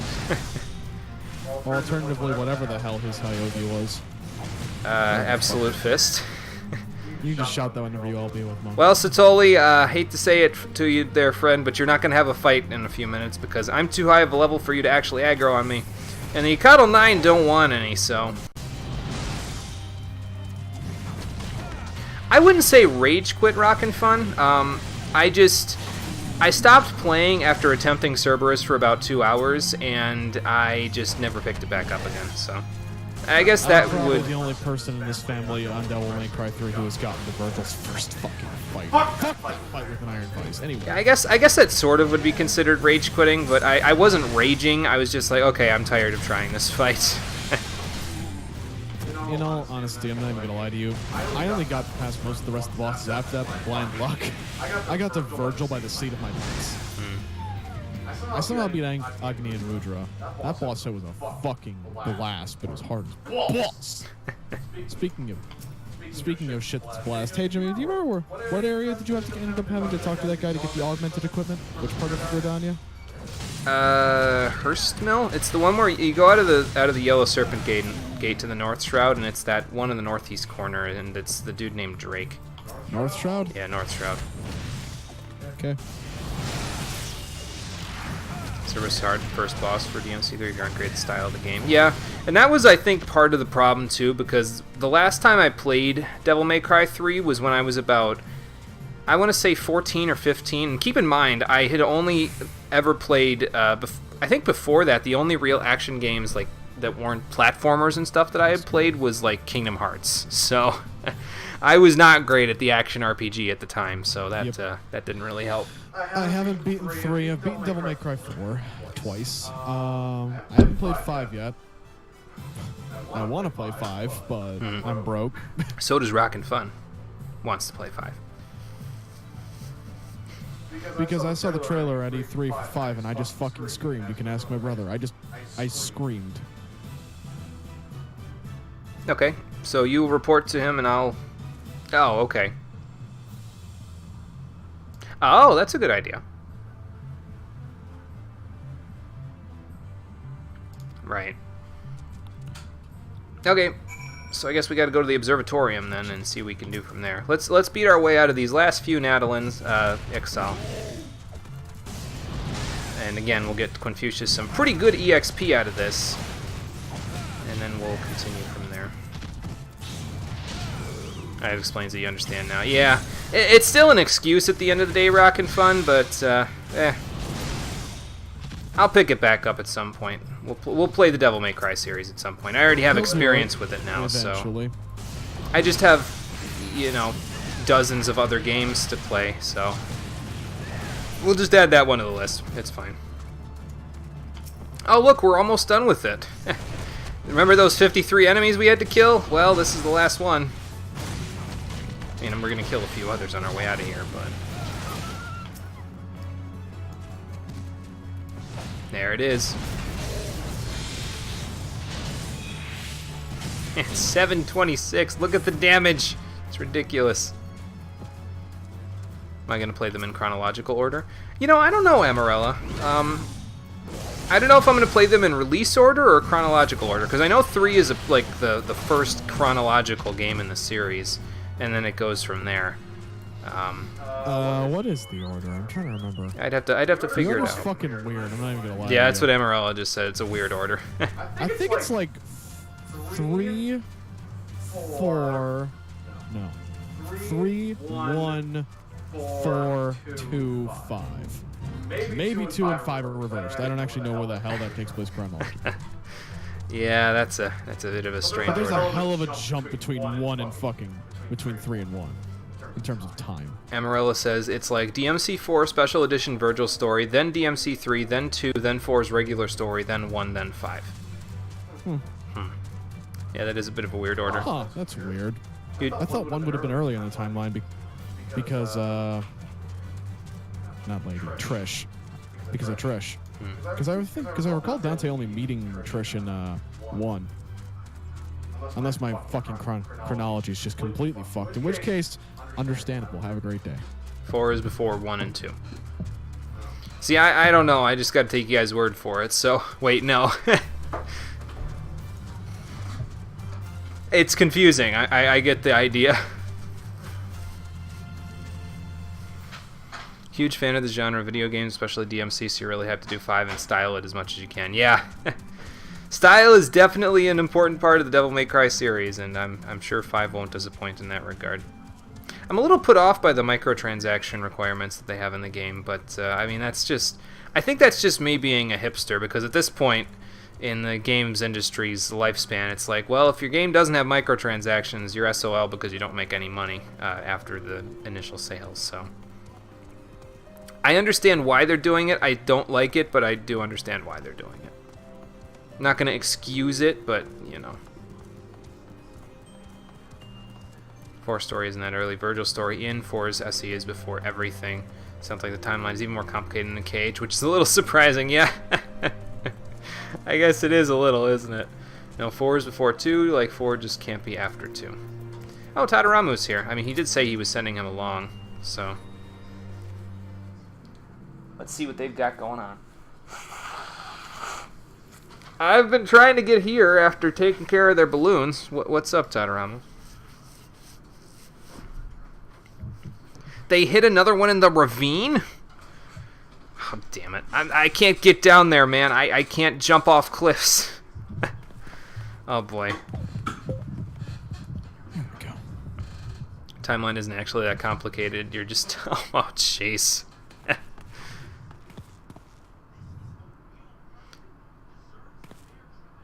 I know 2 is the last one in the timeline chronologically. Besides 5, you mean? Yeah. Yeah, with me here, the Ikado 9 are kind of screwed, aren't they? I sure hope we see that. I don't even know what to do, though, if I see that airship. I'm not an archer. Find it? Also, I love how it's like, in 5, they answer a question that the fandoms had for Devil May Cry's sake. They answer a question that everyone's had, and then proceed to just literally not explain it. Like, how did this happen? I don't fucking know. Like, it only gets brought up, like, right near the end of the game, and I'm just like, God damn it, you couldn't even do this for me. You passes of shit. Okay, well, the Natal and Ixal managed to get the one ship in the air, and they are headed to the 12's Wood, and there isn't a damn thing I can do about it right now. Uh-oh. Somebody else is in the air. Is it the Dezokalan? Or is it Tadaramu's father? Let's find out. Hey, Tadaramu, you might wanna check this out.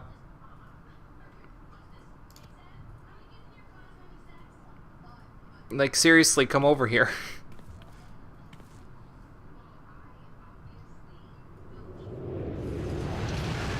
Aha! It is his father. I guess he doesn't have a heart that's cold as ice after all. His father's ship is the Blackjack. God damn it. I thought they were saving... couldn't fucking resist. I thought they were saving that for the gold saucer, but apparently not. So it's 3, 1, 4, 2, and 5, you'd say, and the reboot isn't canon. Wow. I didn't even realize that 5 happened that late in the timeline. I knew it happened a while after 4, but... holy hot damn. No Virgil story in Forest. SE is way early because it's before the tower and setting up Nero's birth. Ah, okay, gotcha. Fire! Or, okay, just ram their ship. That works too. Maybe he went over the documents. He was like, you know what, Grandpa? Or in this case, it was his father. I need to know where the weakness is on these Ixal ships, on these Ixal ships. So, or he just set up a ram. I mean, that's also a possibility. I need to install seatbelts on this thing. Did he crash the ship? No, but the Ixal ship is crashing.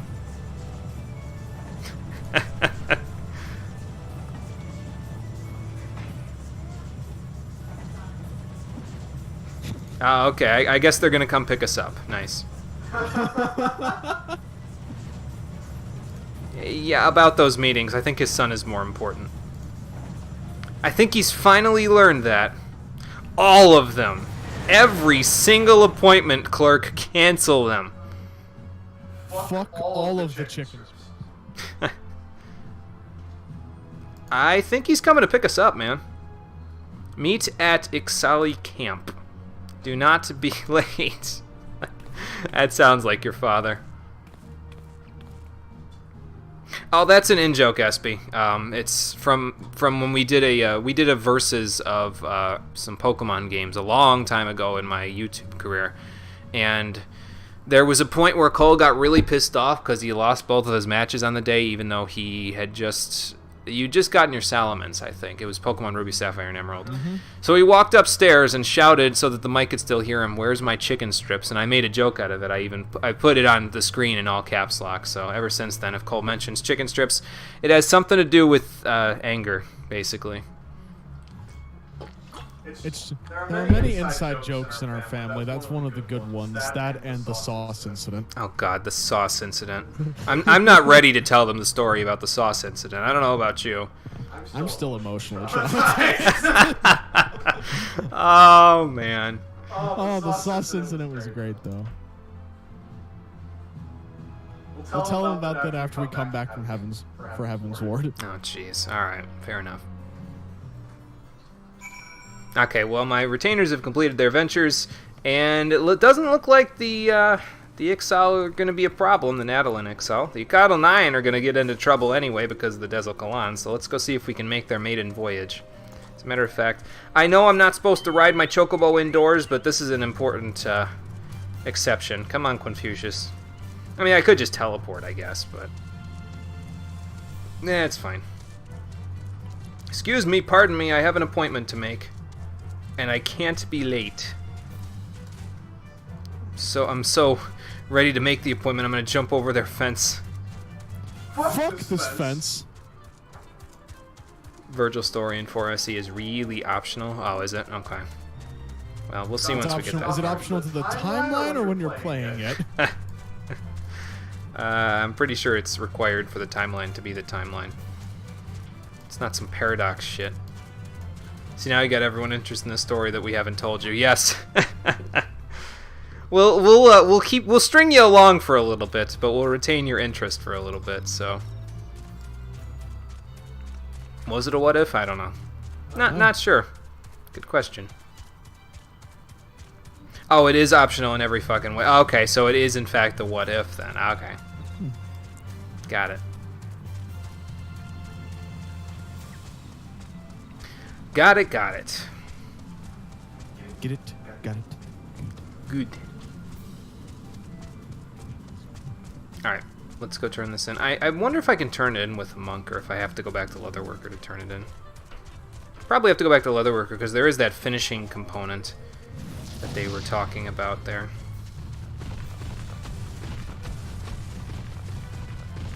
Where are these Triad going? They're probably following somebody. Probably that person. Alright. I'm going to go back to Leatherworker because that's... I'm pretty sure we're going to need to make that finishing component, so...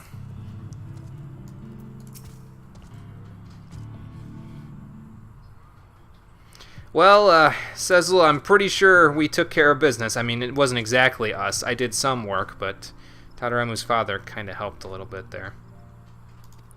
Yeah, that was some crazy shit there. Oh, look, they're even going to come into the camp like civil people.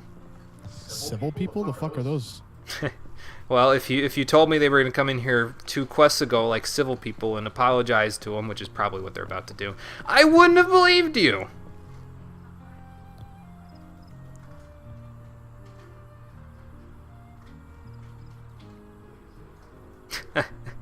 Well, Coulson is older than you, Tadabaru, so that's why you couldn't escape his lecture.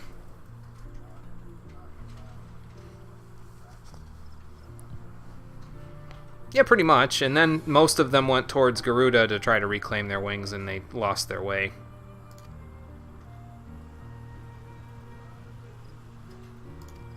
And what's that? Oh, okay. Well, that explains why it's the name of the quest.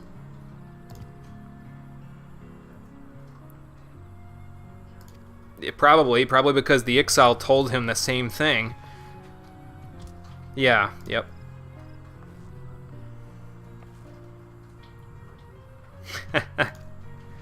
Sounds like you guys owe the Ixal a great deal. At the very least, the Acatl 9.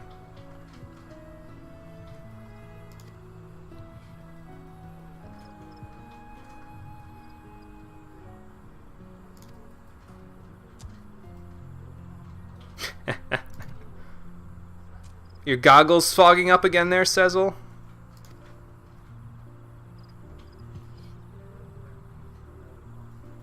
Pretty much. Now it's up to us to see this thing fly. You got this. I believe in you. Gonna give the final orders there? Oh boy, here we go.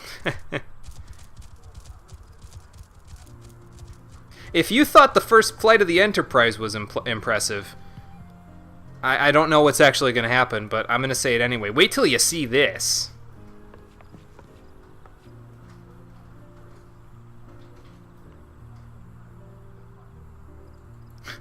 They do say sometimes it jumps through the generations like that, Tadabaru.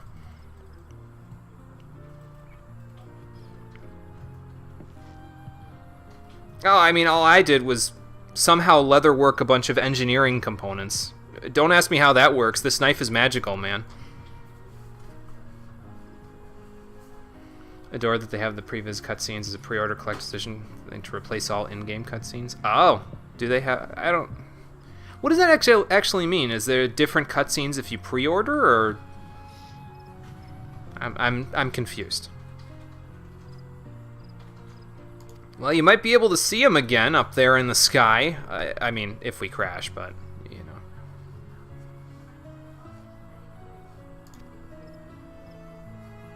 Maybe ideally we won't crash though,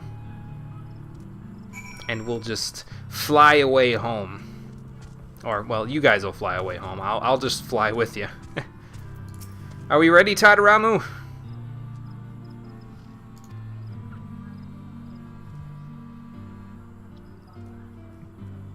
Okay, fair enough. Oh. Nice timing. I thought this gentleman that just landed next to me was talking to Jezel there. Like, the text box stopped for a minute, and I was like, wait, is that part of the scene? No, it definitely was not, but good timing. They have the voice actors all act out the cutscenes for CGI. Oh, okay, pre-visual work. Okay, I didn't understand what pre-viz meant. Okay, my bad. Just the motion capture of toys being spun around for impossible stuff. Gotcha. Nice. That is pretty cool.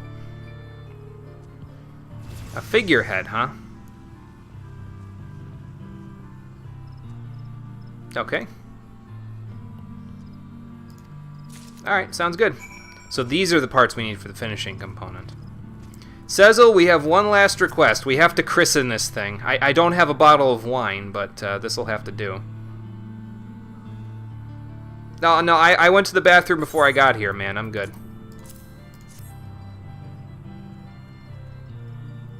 Trying to think of that one quote from the Goku versus Frieza fight in DBZ Abridged, but I'm blanking on it.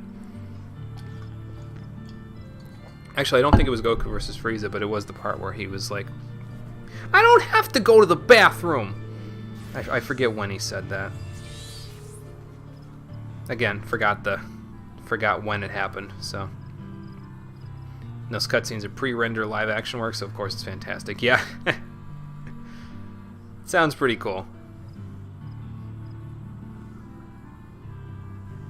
Hey Jimmy, do you know how to check tutorials that you've previously zinked off? It's probably in the system menu if I had to guess. I hope so.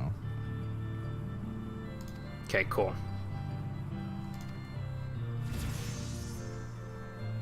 So where do I finish the part? Do I just finish it right here, or okay? I guess I just do finish it right here. All right, fair enough.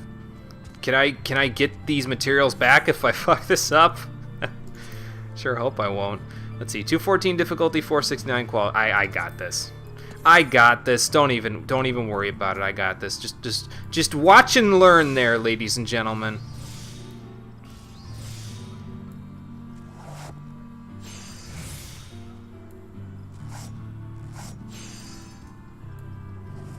And done. I've almost got crafting up a storm high quality.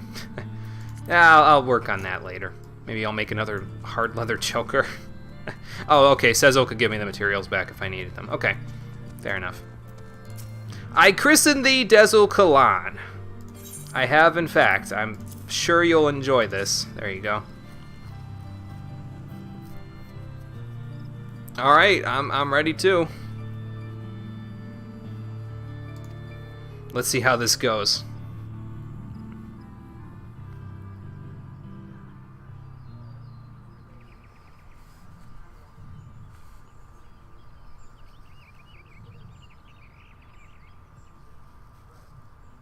I don't know if these are the best, like... The reason why I'm asking about the tutorial thing is I am genuinely stuck on this Red Mage quest. I've been doing it for fucking 2 weeks now.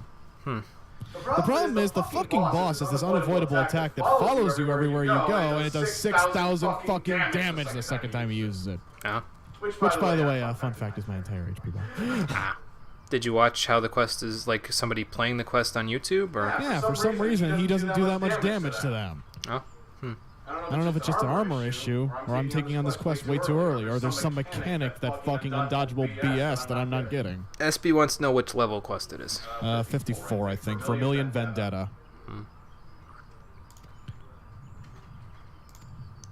Start the ignition, boys. I was going to say, probably not the most ideal place to take off, but, well, fair enough.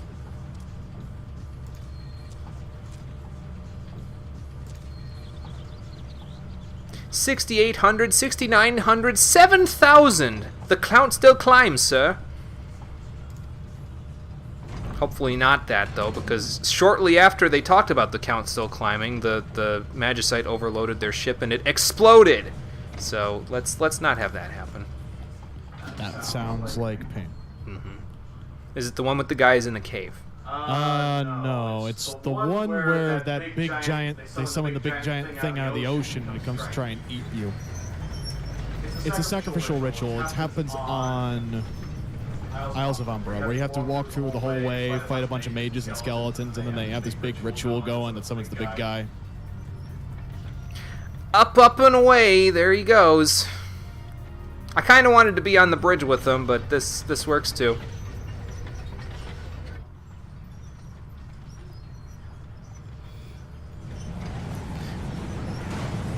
I was gonna say, I was just waiting for the, oh, okay, the something bad to happen, but...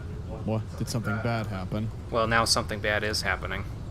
I was waiting for, like, the slapstick comedy thing where it just sort of plummets out of the sky again, but, the Witch's Shroud. Why didn't we know about this before? Oh.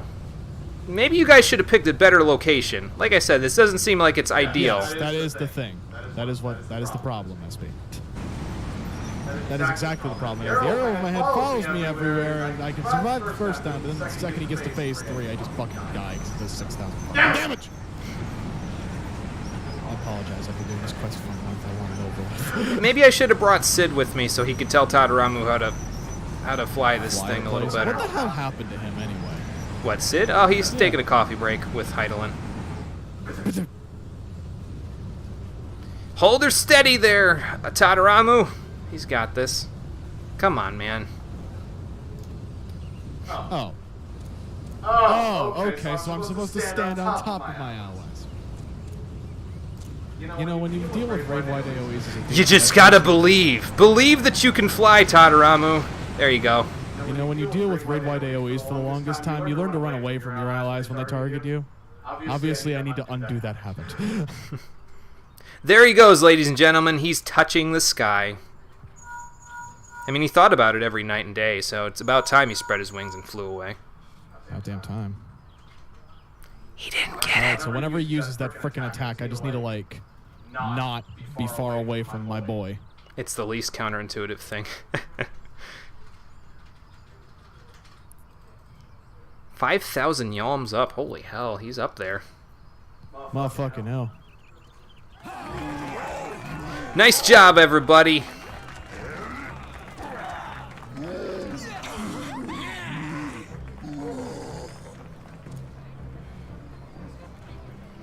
Oh, the 4 arrow is a stack mechanic? Ah, okay.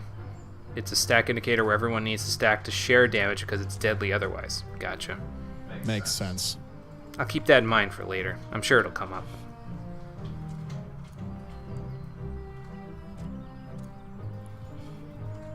Oh, that hurt significantly less. Well, as usual with everywhere that I go, all's well that ends well here. Mostly. The Ikado 9 got the airship they wanted, the Natal and Ixal are taken care of, and they're not going to be bothering them anymore, and Tadaramu and his father made up, so... Yeah, good day's work, I think. Again, would have liked to have been up there with him, but it's fine. He's got to have his moment, after all. So what'd you think of the crowning voyage there, Tadaramu?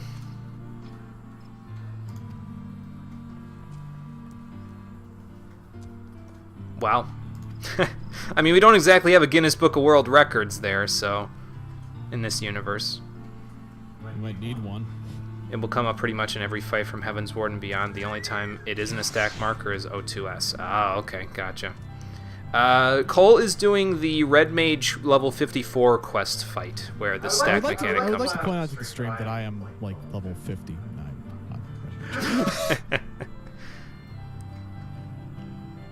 So I was a little bit confused why this level 54 quest was one-shotting me.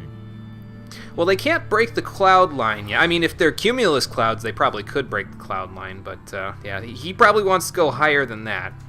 He wants to go like International Space Station levels here, which is a little higher. You guys will find the oxygen is a lot thinner up there. Just take it from a guy. Well, they don't know that, but as a self-insert character, I know that. So, SB says make sure you kill the ads too. I know. I'm already past that phase. Okay. If you can believe that. Well, I was already the best leather worker I could be until Heaven's Ward, so I says, let's take it to something. I wanted to apply it to something else, and now I have. Yeah, well, I guess one thing led to another. Yeah, that actually, and there's also the fact that I was supposed to report on an Ixali threat that the Order of the Twin Adder were talking about. Yeah, I'm a little out in left field at this point here, Tadaramu. So she's gotta be. I've been gone for weeks. I guess I should go report this and say there's nothing to worry about, huh? All right, let's go back to Gridania and tell her that it's all clear. Oh, that's funny that we originally were, you know, having that happen. Once we get the end of this quest, though, the XIV vendor, I think, will start selling the Icatl crafting gloves, which are a straight upgrade to the ones that I have.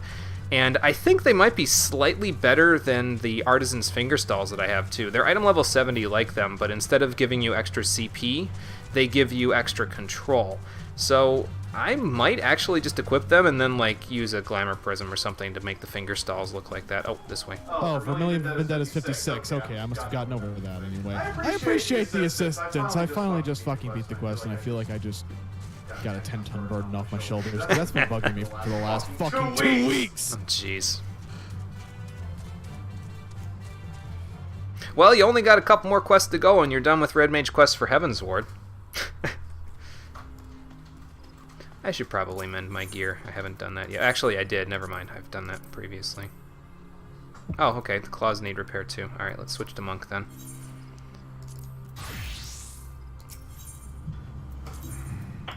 There we go. And, you know what? Leatherworker doesn't need the experience. Let's stay on Monk. Leatherworker's already at like 55, heading towards 56. It's kind of crazy how much experience I got from just doing the Icatl 9 stuff. Although, I will say that it was mostly, that was mostly from the, where is this person I need to report to anyway? It is in New Gridania, right? Oh, I do need to be on Leatherworker for it, damn. Alright, well, that's fine. But yeah, it is crazy how much experience I've gotten for this, but I will say that most of it came from the challenge log, because all I had to do is craft 20 high-quality items, and all of a sudden, boom, I get like 300,000 or 400,000 experience, so it was significant. Scarlet, you wouldn't believe the journey I've had since you told me to investigate. Yeah, that. It wasn't really an attack. I completely forgot about that. I completely forgot about having to come back and report to you, I'll be honest.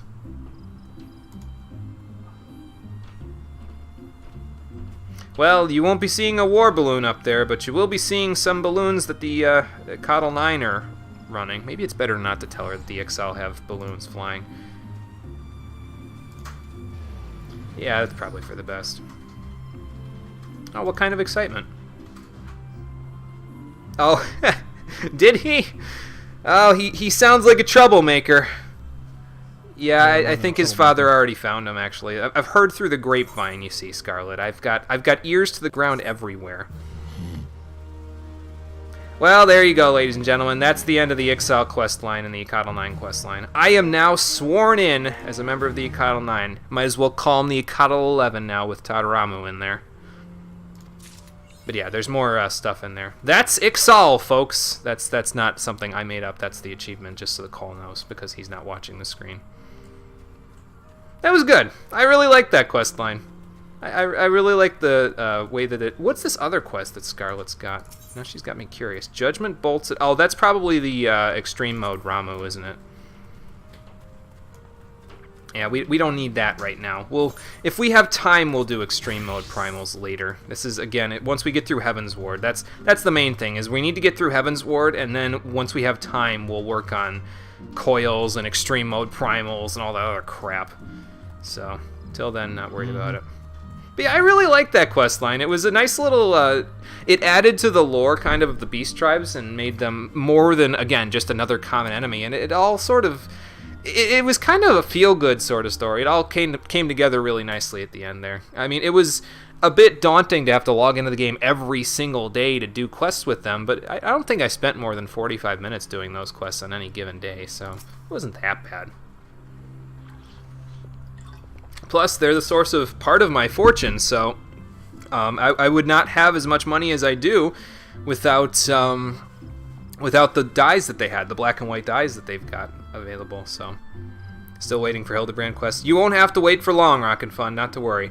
How close are we to Hildebrand? Well, actually, let me check my notes so I can tell everybody which quests I've got here. Because in my notes, I actually wrote down when we're going to do each of the side quests that I have. I organized them into here. Okay, so once we have finished Before the Dawn, we will do the level 50 quests for Monk and Scholar, and I will pick up the quest for the class that I'm going to be taking in Heaven's Ward as well. That will happen when we're actually going to Ishgard. And before going to Ishgard, we're going to do Corpse Groom, which is the quest for Edda. We'll do some Heaven's Ward stuff until we get to the point where you get access to Ether Currents, and then we will come back to the 3 city-states to do the side quest that allows Quinfucius to fly. We'll do more class quests as well. We'll move forward in the story a little bit more, and then we'll do the basically like every divide where it goes from like level. The Corpse Groom one for Edda is at level 50. The one for the Chocobo flight is at 52. This next one is at 54, and we'll be doing the Siren side quests.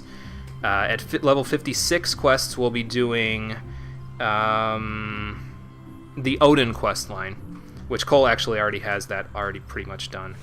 At 58, we'll be doing the Hildebrand quest. So it'll be close to the end of Heaven's Ward, so you still got a bit of a time to wait there, Rockin' Fun, but we'll be doing all of it before finishing Heaven's Ward. So, and then after doing the end of Heaven's Ward is when I have the Coils and the Extreme Mode Primals listed to do. So. And that's a big fat, oh shit, we should do this later when we're not fucking geared to shit. When we're geared to shit, I should say. Right. You can buy a mount from them now for 200k, but it's one of the worst Beast Tribe mounts. I think I've seen it, actually, and I don't think I'm a fan. I'll have to look at it again, but I don't think I'm a fan, if I remember right. Okay. Oh, I've spoken with the Conjurer before there, Alfie Note. I know who to talk to here. Excuse me. Alright, let's go see what the Alliance leaders are up to here. And we'll see if we can, figure out this Ivy business and then this Iceheart business. Change has come to the Garlean Empire, and we must discuss the implications. Jimmy, it's happening. What's that? The Red Mages are being reformed. Oh boy. The War of Succession. Shit's hitting the proverbial fan. Just don't become green mages. What the hell's a green mage? It's in Final Fantasy Tactics. They're like the buff and debuff mages, basically, which is kind of what Red Mage is in Final Fantasy XI now that I think about it. It is. A new Copied every bit of that. Garlemald. Yeah, sorry, I guess I went through it a little quick with a lot of info. What you need to know, Rockin' Fun, is when the main quest line gets to level 58 quests, like when the recommended level that it shows is level 58, that's when we're going to do the Hildebrand quest. So late in the Heaven's Ward storyline, but yeah, we will get them done before the end of the stream. So, and apparently there's a new emperor. His shoulder pads make me jealous. Is it Nero? I wouldn't be shocked if it was Nero. Although Nero wasn't, I don't think he was in the line of succession, the birth but... and all too rapid expansion of the Garlean Empire is commonly attributed to the strategic brilliance of Solus Zosgalvis. Yet he did not rule alone. Several members of the royal household also distinguished themselves during his reign. Nevertheless, it was the eldest son who stood to inherit the throne, until his most untimely passing. Did he get poisoned by the younger son? Because that's happened before in an empire in the series. I thought us fortunate when I learned that the Emperor had died without naming a successor. It's never fortunate in these situations, Robon. That's usually where all the craziness comes from. He looks like Golbez, but older. Would that the Garlean So after years Golbez. He even has the silver hair too. I guess Golbez wasn't an elf though, so.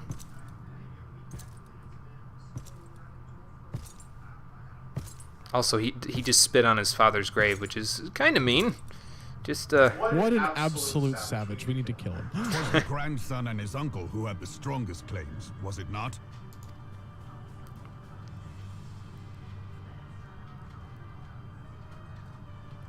Yeah, and he's even got a Golbez helmet. Well, I don't think Golbez has had those kind of horns, but... Indeed. Yet claims count for little without the power to assert them. High Legatus Varus Yegalus. I don't see my red mage or my paladin getting any higher level than they currently are his uncle. at this point. I'm going to be locked in 58 until we get to fucking Heaven's Ward, which I'm okay with, mind you. So young Varus But I'm gonna. But you know what makes me the most angry? and taken his place at the head of the Empire. What? Would you like to know what skills locked out of me until we get to Heaven's Ward? What? Clemency. Oh. And my secondary mechanic to my class. Damn, dude. Well, I mean, chakra is locked out for me as well, so. And I can't get Indomitability until Heaven's Ward, which is, like, So what crippling. you're telling me is you can't go Super Saiyan until Heaven's Ward. Yeah. Damn shame. Given the troubled nature of his succession, the new emperor will require time to seal his grip on power. Yet have no doubt but that he shall, for there are none left with strength enough to oppose him. Except for us, but you're talking about in the Empire, so. Since the success of Operation Archon, the remnants of the 14th Legion and the forces occupying Alamigo have done naught but fortify their positions. Well, they're just trying to buy time, I would bet. But you can be sure they'll be ready to march on us again, if their Emperor gives the word. Yeah, that could be a problem. Black Mage's rotation is janky as fuck Not until 60. They say this Varus. Hey, you was guys said so it changed set like upon 3 or 4 Eorzean times, annexation so. that he spoke out against the Meteor Project. Oh,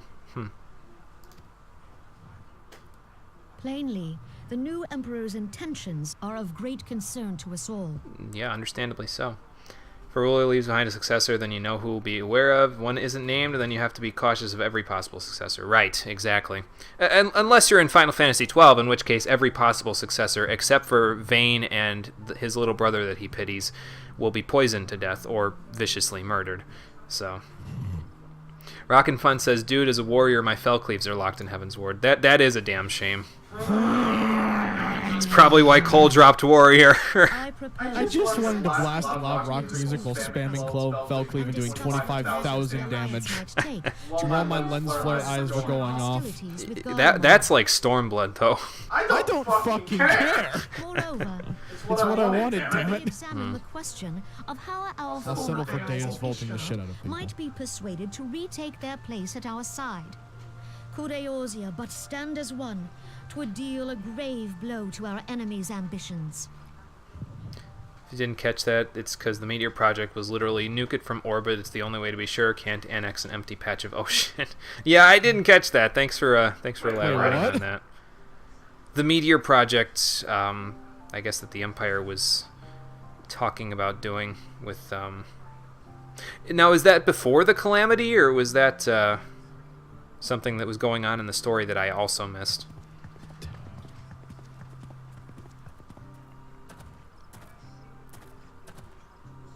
Well, I suppose we should be grateful that they have finally acknowledged the inevitability of Imperial attack. Who knows? They may even do something about it. You sound a little ungrateful there, Alphinaud. Don't let them hear you say that. If only the leaders of Ishgard would follow their example and stop hiding behind their gates, praying for the coming storm to pass them by. See, there's him trying to be English again. I don't understand the voice direction that they're feeding Sam But Riegel that in is this a case. discussion for another time. At present, I am more concerned by the fact that the Alliance's mooted preparations will be made known to the Garleans many moons before their coming. So long as the Ivy eludes our grasp, no secret is safe. So we gotta find the Ivy then, huh? That was what led up to the Calamity. Meteor was dropping Dalamud, but resulted in Bahamut instead, because nobody realized the entire moon was a Pokeball. They should have done their homework then, I think. Could have asked the Lunarians, they would have told you. Literally, the Lunarians knew about Bahamut. As a matter of fact, I'm pretty sure Bahamut was a Lunarian, so... I haven't played 4 in a while, though, so According don't to Final quote me on Fantasy that. IV, everyone was a fucking Lunarian. There was VA weirdness between 2.0 and 3.0. They settle on British, essentially. Ah, okay, gotcha. Fair enough. You know, I'm starting to realize something absolutely goddamn aggravating. What's that? Every goddamn nice piece of top piece clothing is locked behind either PvP or Storm Lieutenant or Captain. Yeah, they do lock some nice clothes behind Storm Captain, don't they? Back when you want to know the actual reason why I didn't want to take Dark Knight anymore?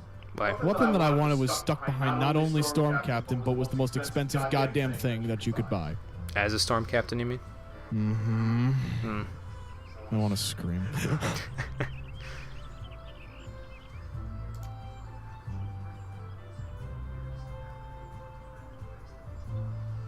Well, that's just sort of the culture, Alf. You know, it's hard to break that. Right.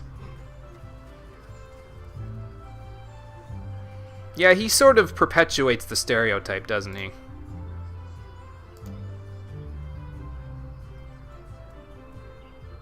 Oh, is that why they're doing front lines? Because they all want to stake a claim on Omega? Okay, I was under a completely different impression. Okay.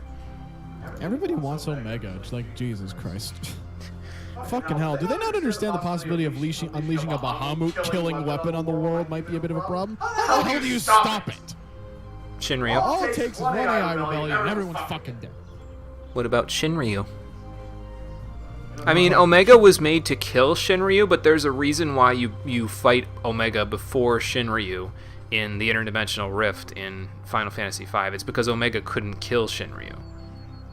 Well, before we also don't know Shinryu exists. Yeah, I don't think the people of Final Fantasy XIV, at this point in the story we're at, know Shinryu exists, even though Shinryu exists. They will by heaven's word. I don't know. It depends on when the Shinryu raid is, so... Is there even a Shinryu raid? There is. Apparently it's one of the very difficult ones. I mean, so is Kefka, but you don't see me bitching out. Is it so wrong I just want to hear a beautifully reorchestrated version of Dancing Mad while I fell the entire tower with no issues? Listen, Dancing Mad is we gotta go find Elbert. Let's go. The best. I don't give a shit what anyone says. Where is Elbert anyway? I will say that from now until the end of creation. Probably hanging out with the twin adders over there.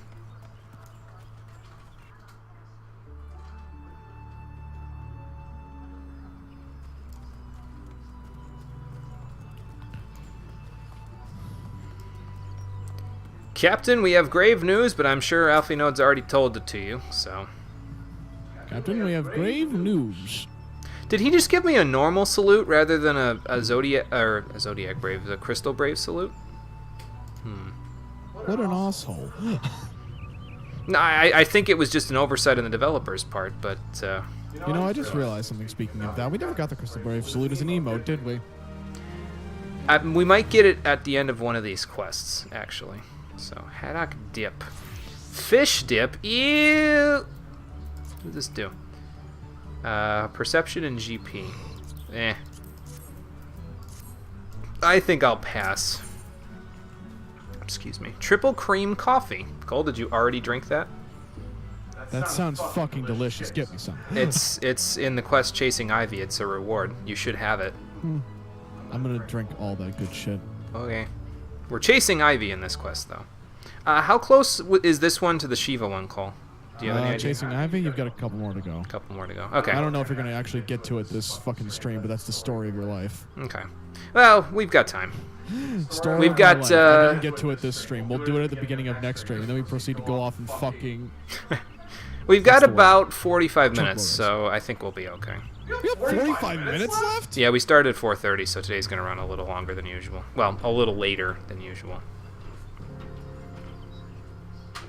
Not super long, but it's a lot of cutscenes. Yeah, like I said, we got about 45 minutes, so we'll be good, I think. And we'll do the Chocobo racing maybe at the beginning of the next one. I'll like meet you guys in the gold saucer. So the spy is Robon's second in command. Have we seen Eline? I forget. I feel like we've seen her before, but I forget. Right.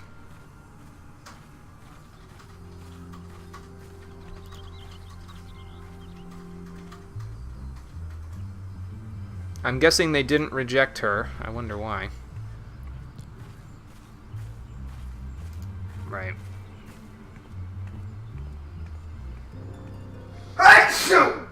Bless you. Shotgun sneezes for the win.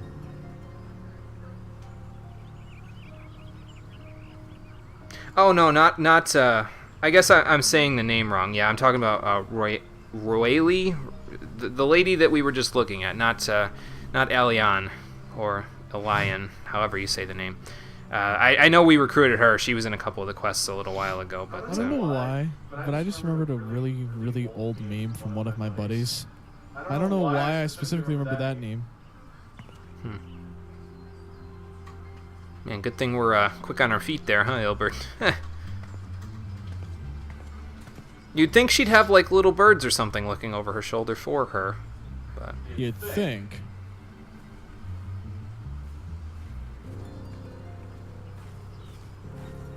Her name is pronounced in the extremely French Hawaii. The O is basically non-existent. So Rayleigh, something like that. I mean, that would be exactly French, but that'd be rockin' fun. A little help here. You might know the pronunciation of this Roaille name.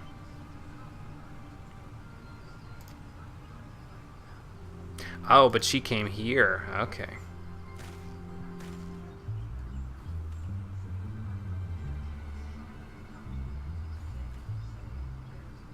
You can VC for Bajir at Voiced Avenge. Oh, okay. Gotcha.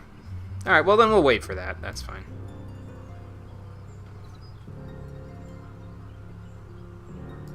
Right.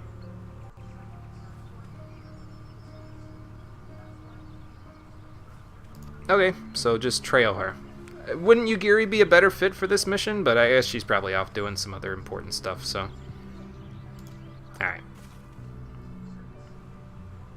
There's no R in the pronunciation. Oh, okay. So is it just Ailey then? Or like Whaley? I don't know. Dr. Wowie. Yeah, Dr. Wowie. How the fuck do you know what that is? I've heard it before. Oh god damn it! You've been cursed too. I mean, I can't get away with just hearing Mega Man X4's crazy VA work if I didn't hear, what was that, Mega Man 7 or Mega Man 8? 8. Is it 8 that was on the 8, PS1? I hate every second of it.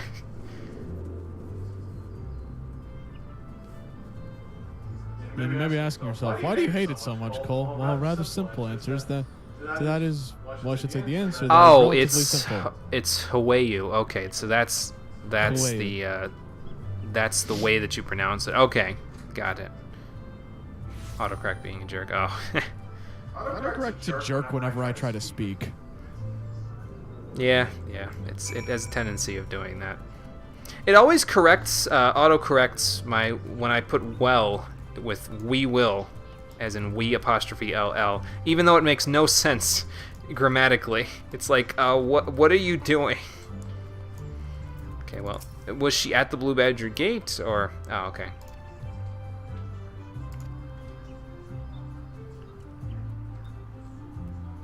FME, huh? Okay. Let's go have a look for FME then. No, that's Palace of the Dead person.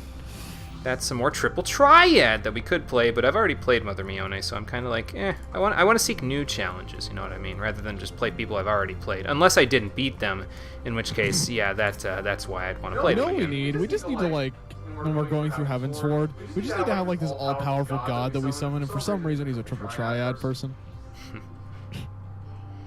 Rhymes with Bayou, which is like Bayou, right? Yeah. So it's like Hawaii, basically. Okay. Yeah, social visit. That's what it is. I came here to talk to the Ixal. Social visit, my theoretical. That's less suspicious than what we were actually doing. So. Okay. I don't know who the hell that is, but they are a god of barding. Who, the person you were just on your game, or? Yes, I was just listening. Oh, okay. That motherfucker is like playing, what the hell was the name of the song? The one from Smash Ultimate, I can't remember the name.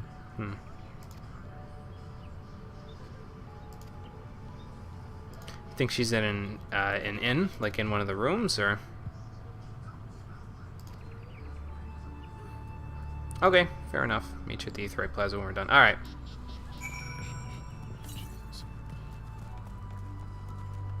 Oh, I get. Okay, I see. So you would pronounce the quest name like the reason why you. Okay. Basically. The reason why you. Why. Like Coo Whip. Okay, well that's one gate covered. And then we also need to speak to the ones in Old Gridania. Okay. So we'll just traipse our way across Gridania then. Stupid elves, and they're almost French. Their pronunciations are a little difficult at times.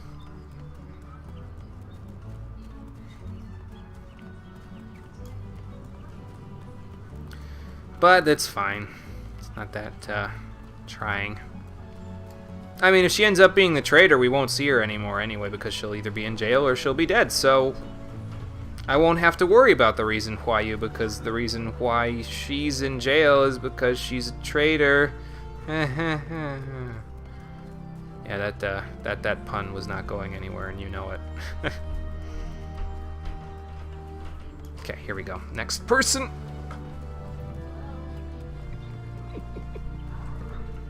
You have a harder time with them than the Rogadin? Oh, okay, gotcha.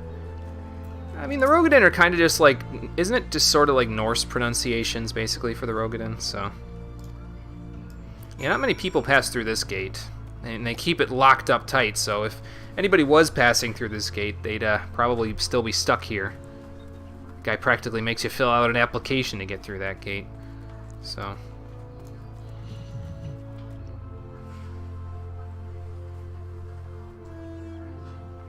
Alright, this gate, and then the dock.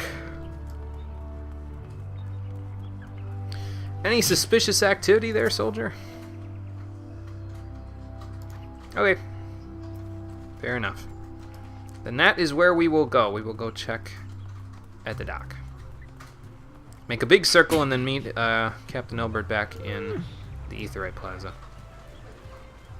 Actually, while I'm at it, I could go to the market board and check and see what Darksteel ore and Dark Matter clusters sell for. Probably not going to bother with them that much, but it's probably better than just selling it to the merchants for like 6 gil or something if I could get 200 out of it. We'll see in a minute.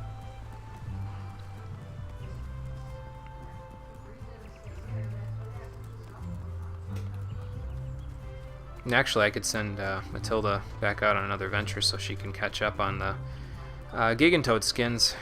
I don't need any more at this point, really, because I've got plenty to make glamour prisms with, but I get the feeling it's going to sneak up on me if I don't, in terms of how much of them I need, because, I mean, I make 20 toad leathers whenever I make 10, what's it called, so...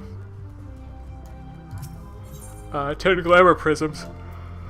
Let's see, Dark Steel ore sells for... Oh, okay, that's a halfway decent amount. I mean, it's normal quality and it sells for like 800, so I could probably get away with just pawning it off for like 700 gil or something. Yeah, I'll figure it out off screen. It's not that critical.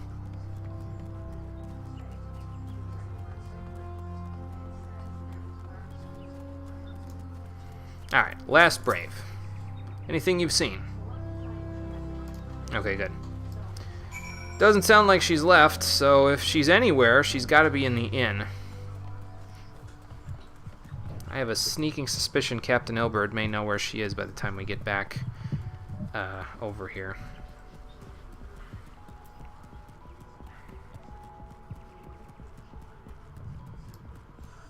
You know what? Yeah, let's bring Matilda and Ghost Hammer back so that I can report their ventures.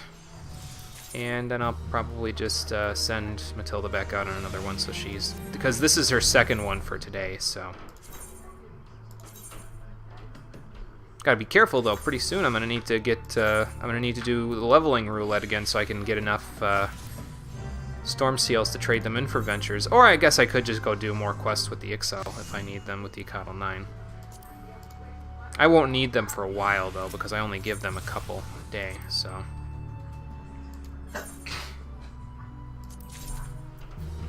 that takes care of that. There's venture capital. I didn't get an up for a challenge, which I think I got that one previously, so I did take your money, right? I did. Okay, cool. Thank you, Ghost Hammer. Always appreciated. Now let's slot that right into our saddlebag. I think I'm just going to sell the Dark Steel ore. Just get rid of it. It's not... I don't feel like waiting to have it get sold, you know. Usually, the thing with me and my business sense is that I don't like sitting on things. I prefer a quick turnaround. So, like, if I was to purchase something in real life, I will not purchase it unless I already have a buyer lined up who's ready for me to purchase it. Once I have that, I'll be like, okay, you know, I can basically buy it and then immediately sell it to them. Like, just literally snapping your fingers, you're done. The longer I sit on it, the more I feel like it's less worth it for me to have something, you know what I mean? So apparently my business sense is very, what would be the word? Impatient. I don't like waiting in my business sense. I'd say that's a good thing, but I'd be wrong. Yeah, I guess it just depends on the industry you're in. Captain, I have no news, which is probably good news. I guess we'll find out.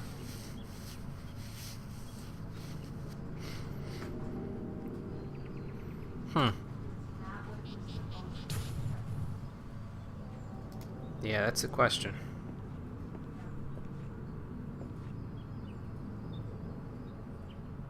Montoy tonic, huh? That's... Yeah, that's I'd like to say that I can't see people just walking up to other people and selling Viagra, but I'm pretty sure that was a joke on a sitcom that I just watched a few days ago, so I guess apparently it's more common than I think. Ah, okay, so apparently Yugiri came through for us again. She's the best, man. She always comes through when we need her. Yugiri's just a badass, flat out.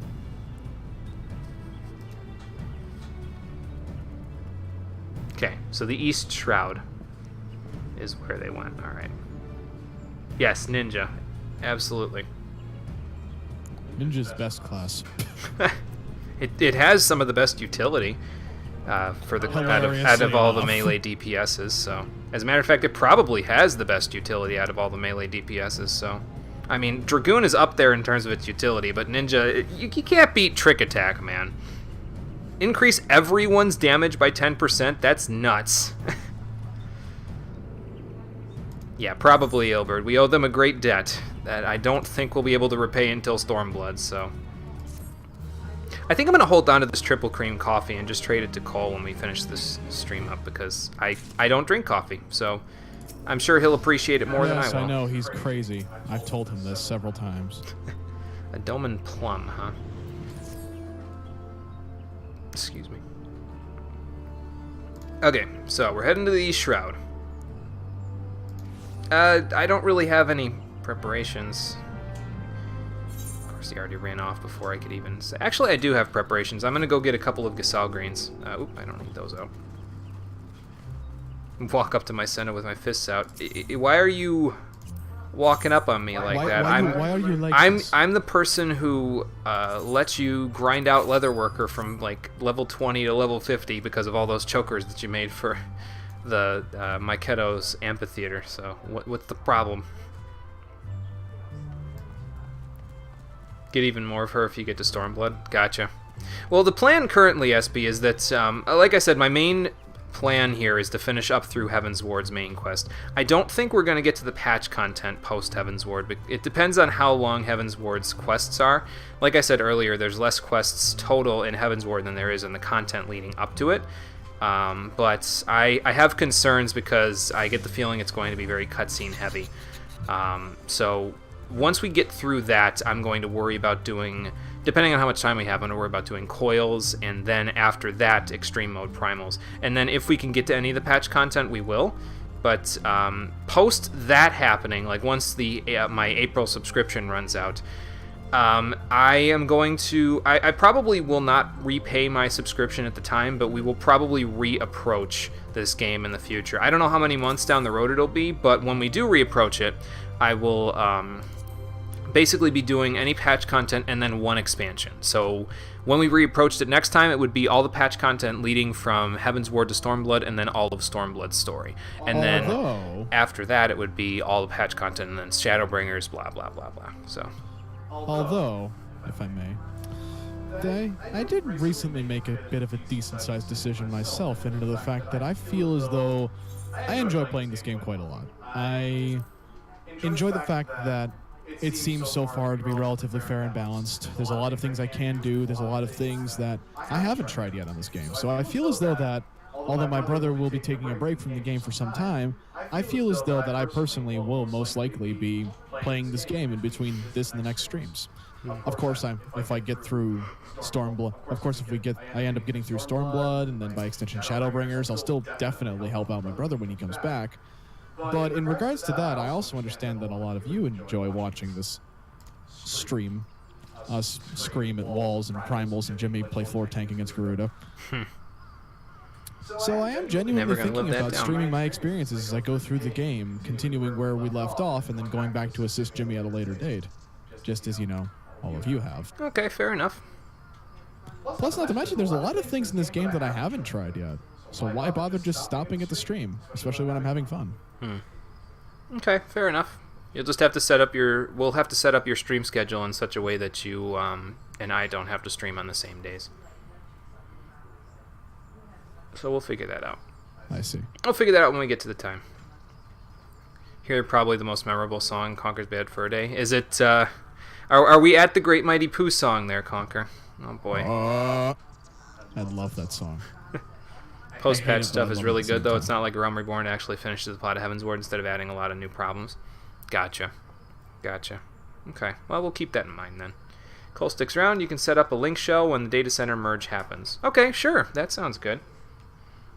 I've also been... now between now and our next little stream adventure on Twitch, maybe I'll find a class that I really feel more so at home with. Maybe my experimentation will pay off. Who knows? I might have all my level 50, considering how hard I go on video games.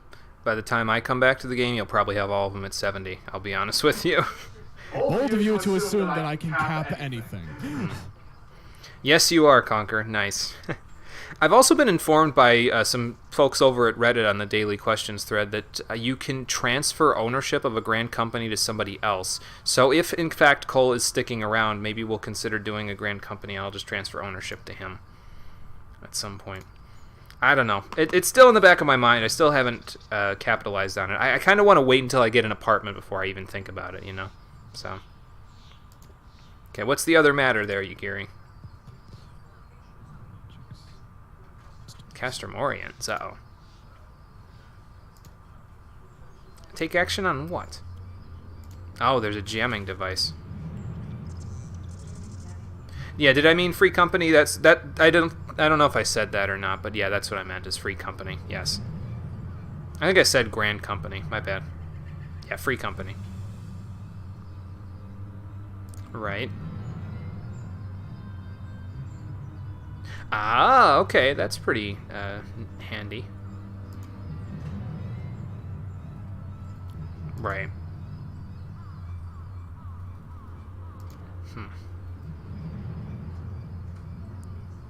So she's moving here then, right? Yeah.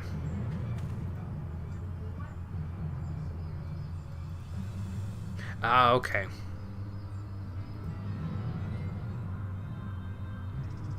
So you want me to go and make sure that the jamming device stays operating. All right. Makes sense. All right, fair enough. I can cut her off at the pass, yes. I have faith in you, kind of. At least I have faith. Oh, okay, I gotta go to Quarry Mill. All right. Then that's where we'll go. I should probably get Confucius back in here, shouldn't I? Yeah, let's get him out here. Hey, buddy. All right, let's go to Quarry Mill.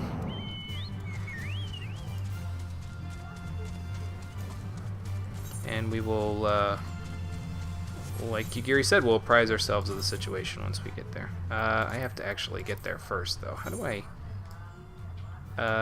okay, so go past the Hawthorne Hut. Alright. That I can do.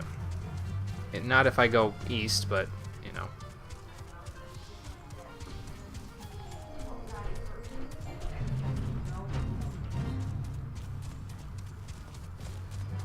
Okay, so that's the Central Shroud one. We want to go this way and then south, because that'll lead us to the South Shroud one.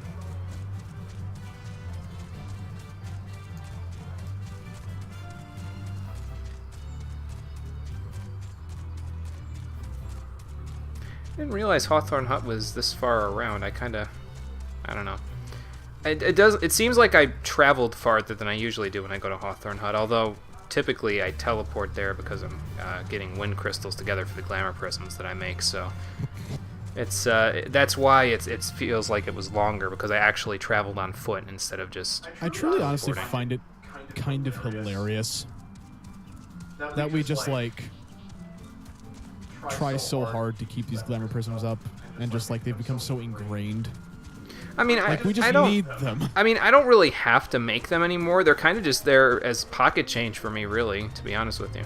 I make a net profit of like 4,000 gil on them, so per day, which isn't much, but again, it takes care of my expenses. So, wonder if this shinobi would be outside the gates somewhere. Let's have a look. We'll just look around the gates, and then if we... wait, did it say where they would be? No, just in Quarry Mill somewhere. Alright, fair enough. I know they're a shinobi, so they're all about subterfuge, but, like, can at least give me a quest marker.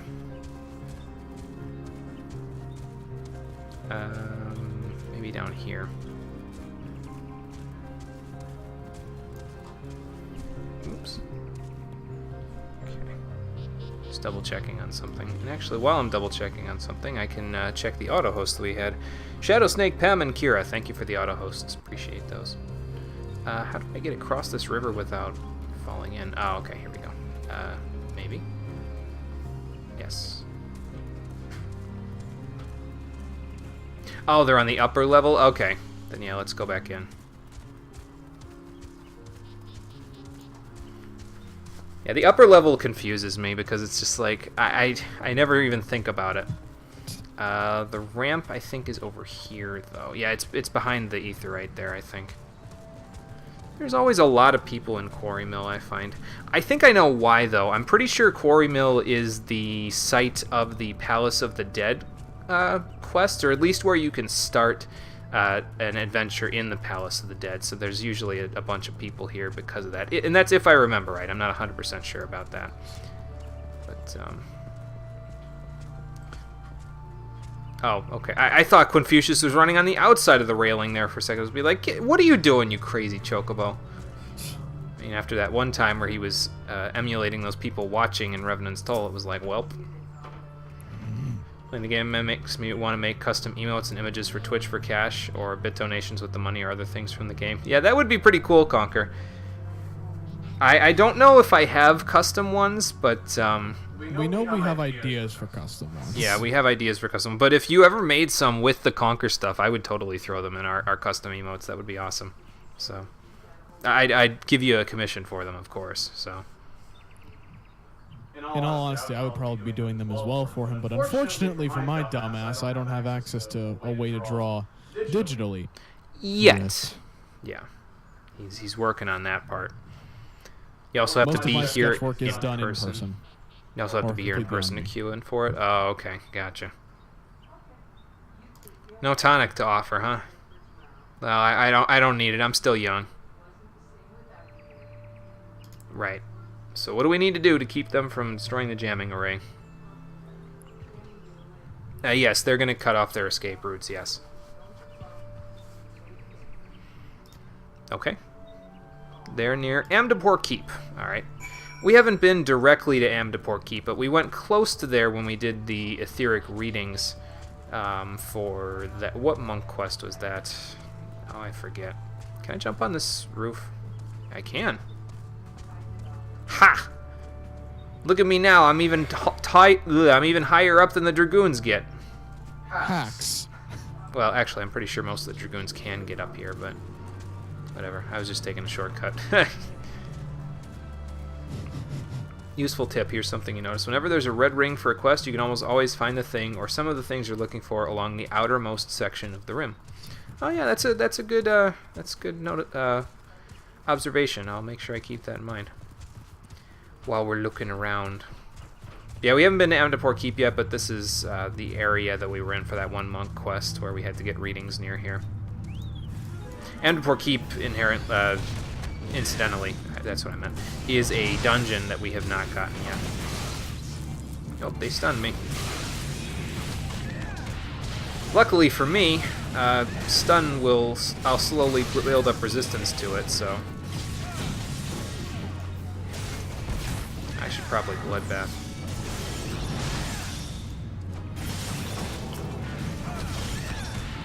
There we go. I just noticed that my HP values were going down ever so slightly, so let's just avoid that. Okay, that takes care of that.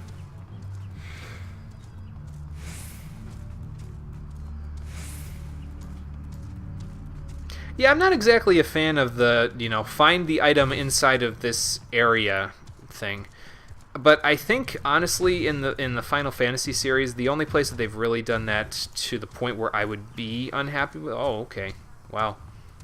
Dolmens were hard at work over here. The only place I'd really be unhappy with it was in Final Fantasy 15, because they did that a lot in Final Fantasy 15's side quests. So, well, thank you. I almost had to use Confucius's healer stance there, which would not have been a good showing. Okay, good. Good. Dolmen Plum. Wonder what the Dolmen Plum does. I guess we can look. It's a plot element or not. Actually, it probably is, because it doesn't have any, food use, so... In flagrante delicito, or delicto, not delicito. Because then it would be too close to Despacito. Anyway. You can use it to feed your chocobo and change its what? What color does it change? Ah, okay, gotcha. Probably if it changes to purple, then I'm fucking feeding that shit to aggro immediately. Probably purple, because it's a plum, so... You better go find some Dolmen plums there, friendo. Look on the market board, see how much they are. The frog quest, yeah, that's it, Yugman. Jesus Christ, I hated the frog quests. Typically avoided by the 5 races. It's favored among chocobos and known to lighten the red hues of their feathers. Oh, okay. Okay, so maybe not purple then. Yeah, I hated the frog quests. I still did them because I wanted the ribbon that was at the end of it, but yeah, it was a pain in the ass. Okay, yeah, you do that. I'll go wherever this is. Oh, back at the Hawthorne Hut. Okay. You know what? We already passed the Hawthorne Hut. Let's just teleport back there. Why am I doing it from the actions menu? I've got a button for it, man. I should use it. There we go. Yeah, I wanted to get the ribbon in 15 for Noctis because I wanted to fight, what was it? I wanted to fight Melusine at a low level. I ended up killing her at like level 60, even though she's level 99. He's an absolute madman. It took literally the whole night, too.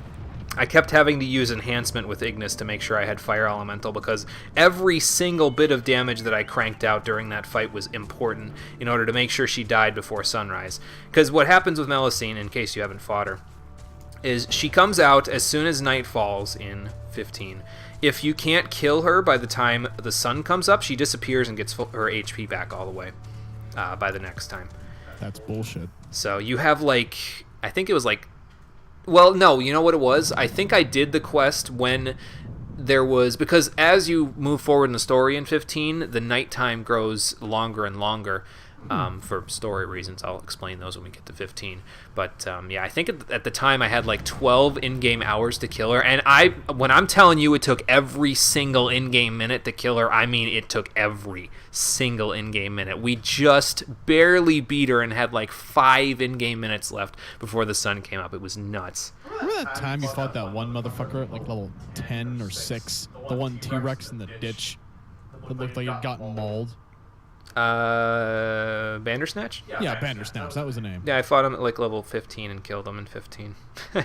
Yeah, it's I recall that day because I recall watching you fight that particular boss for, what was it, 3.5 hours? No, it didn't take that living long. room? It might have felt like that, but it only took me like 20 minutes to kill him. So. The entire fight was literally just you using your buddies as meat shields and teleport striking the fucker. Yep, until he fell over and then everybody popped up and we were good.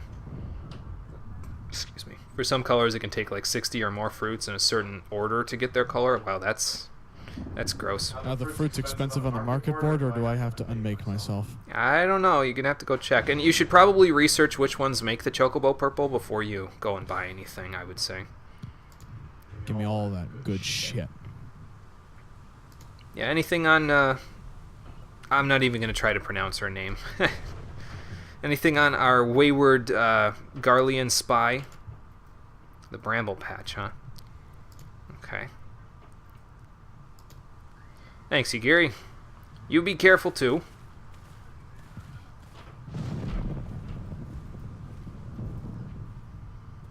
Alright, so Bramble Patch is northeast of us. Oh, not that far northeast of us, okay. What's all that noise? Oh, okay. I was gonna say, what's all that noise? It was just some random ninja fighting these people. Actually, it's probably a rogue considering the level of the enemies. Most likely.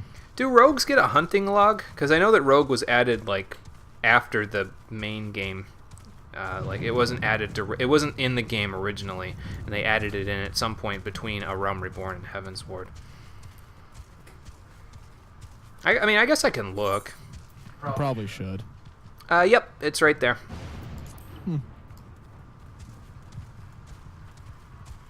Because I know they didn't give a hunting log to like the Heaven's Ward and Stormblood classes. I think. Yeah, because they start at like level fucking 50 and 30. Yeah, because they're not classes; they're jobs. So that's why they start at those levels. They don't need a hunting log. They start at 1. You just need to be at 20 in a Disciple of War class. Oh, okay. So that's the requirement for starting rogue. Okay, got it. Oh, probably Yugiri. Okay, let's not get too overzealous, but we'll see what we can do about this. Let's spring the trap and close the net.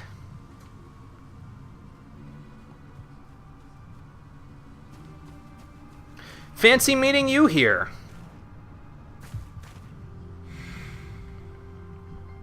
Yeah, you,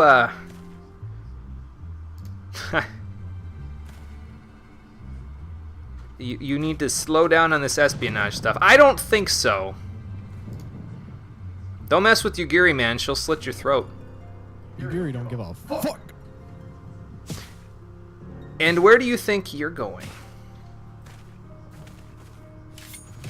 Might be better to just give it up now. Come quietly and they might lighten the sentence. Instead of hanging you twice, they'll just hang you once.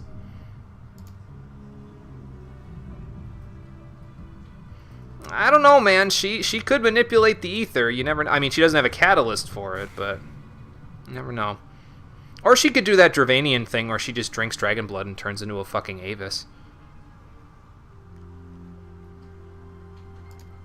Yeah, except that Stranger was a Garlean, so yeah, about that. As we all know, Garleans are always evil, no matter what. Except Sid, he's cool. Yeah. It's not like you have an attorney or something there. I mean, I don't know. Do lawyers exist in this universe? What's a... I mean, that depends on what you define an Arcanist as. I mean, they do just slap people with books, facts, and magic. I guess. I'd imagine that's what lawyers do. Sure, you don't have anything to hide. Yeah, and Biggs and Wedge, too. Yes, they're cool, too. I didn't even realize they were Garleans.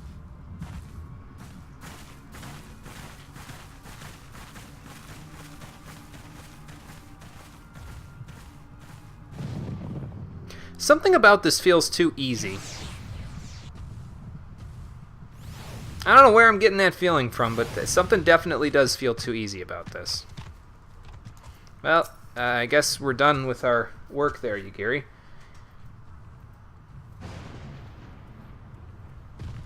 Yeah, I guess she's a shrewd businesswoman.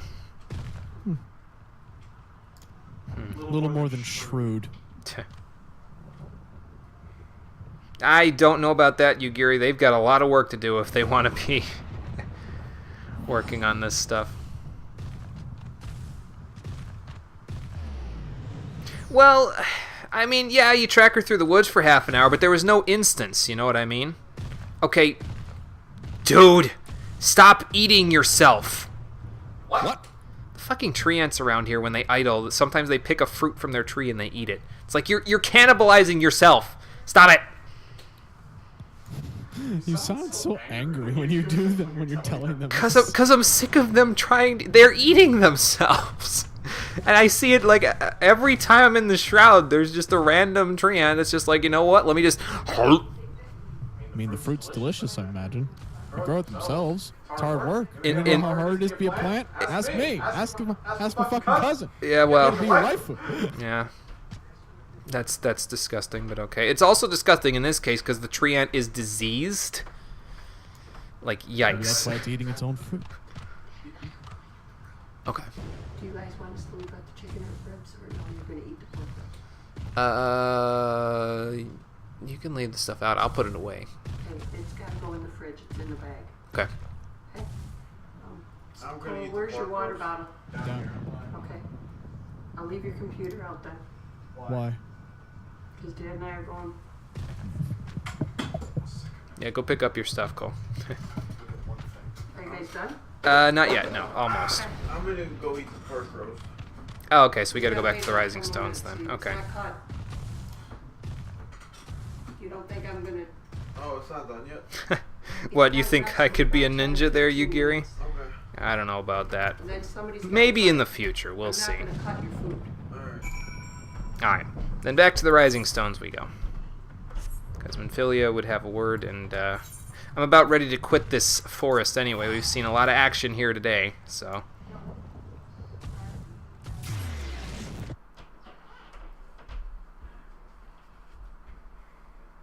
Yeah, I guess that's a good point, yeah. Oh, does she? So in that instance, if you're a ninja already, she's like, hey, good job, because you're already a ninja, and that's why this was easy. Gotcha. Cool.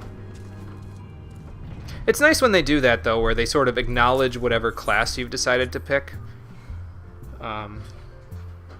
Like, the only other situation where I've played a video game and they're actually like that, where they acknowledge it, and again, it's a nice touch, but it's a nice touch because it doesn't happen that often, is in Mass Effect 3 in one of the DLCs. They acknowledge one specific class that you can play as being the optimal class to play for the situation you get in, because you get into a situation where it's like... It's a no-win situation for any of the other classes because they don't have enough technological expertise, but if you pick an engineer, you have the technological expertise to get the best possible outcome. And I don't want to spoil it because we will be playing Mass Effect 3 at some point in the future, probably soon. If for no other reason than make me weep like a small child. Oh, she says she can tell you have shinobi training. Ah, okay, yeah. Well, that makes sense. Yeah, well, are you talking about the IV thing or the Ice Heart thing? Because one or both of those are what he was asking me about. Yeah, apparently so.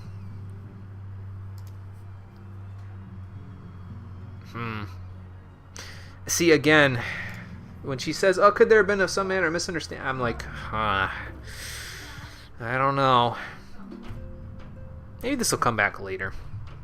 Of course it will. Well, anyway, they've made some progress on Ice Heart, so let's see what they've got. Also, this Gloam belt is here, so I'll take that. Probably going to get a Daystar belt out of this one then, huh? Yep. And bacon broth. That's gross. Gotta sell that right away. Jimmy, you're making me hungry. I'm just saying what the quest rewards are. I know. Bacon broth sounds like something you'd marinate a nice slab of meat in. And then roast it for 8 hours. God damn it, I'm making myself hungry. Stop it!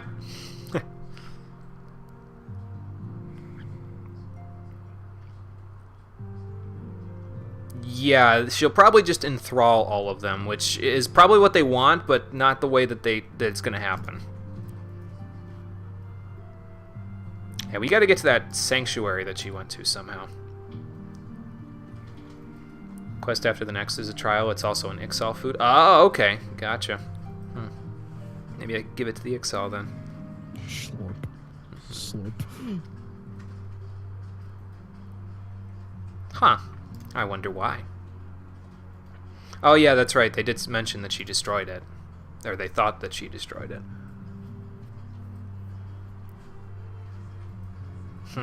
So what do we do? Oh, we do have somebody who can do something about it. Okay. Sure. I wonder who it's going to be. Is it someone we know? Let's find out.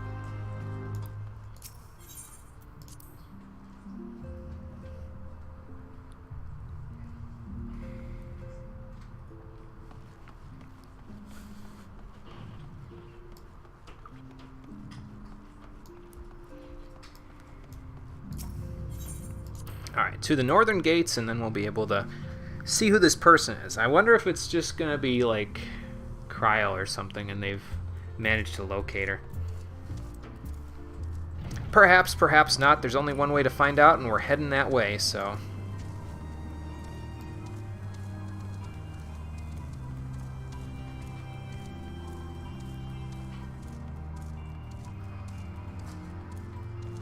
Alright, here we go. Alright, let's see who our special guest is.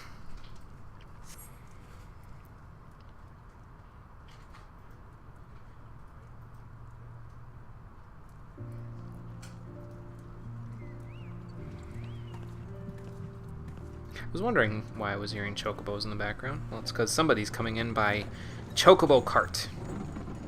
Chocobo cart. Well, Confucius will have something to do anyway. Can chat with the locals. I guess they're not locals, are they?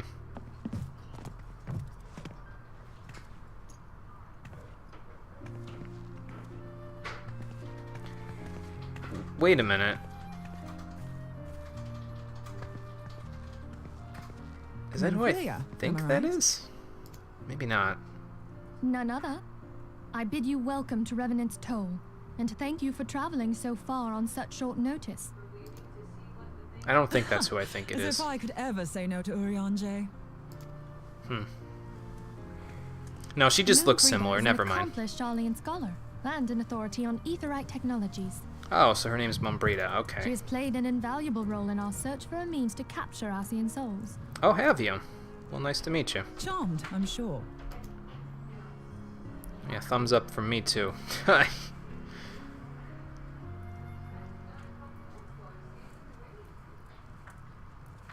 It's funny though, I didn't expect me to hear. I would think she's like a full head taller than me, man. Holy cow, that is a tall woman.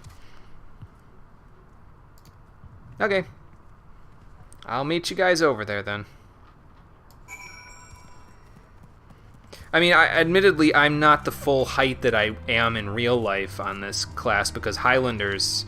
Well, I was going to be a Highlander because you could be taller, but their skin tones weren't correct for my taste because I'm a pasty, pale skin tone.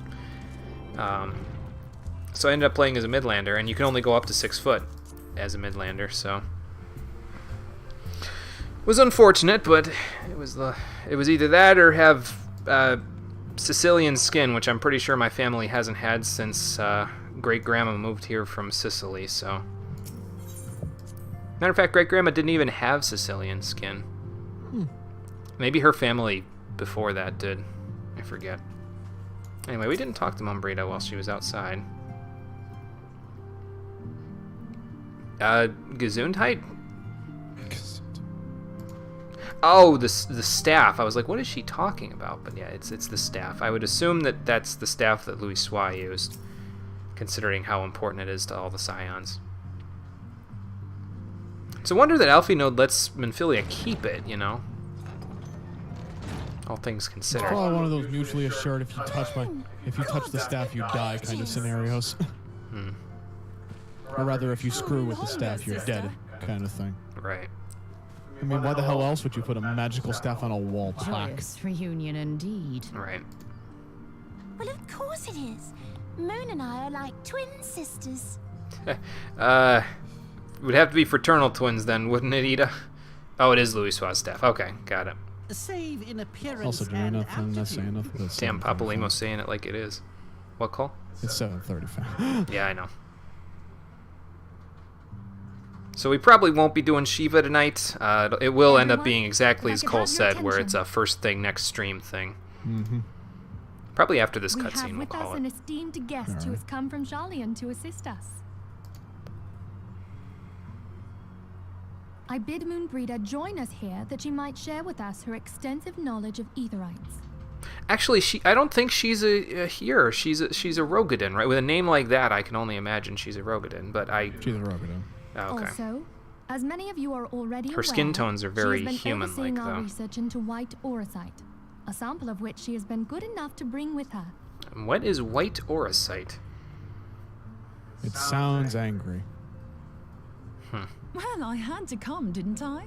You'd have to be bloody daft to turn your nose up at a chance like this. Where better to conduct my final tests than a land so steeped in ether you can taste it? Really? I don't think I've tasted it. Huh. It looks an awful lot like, what Esper crystal is that in 12? I want to say Chaos, but I think I'm wrong.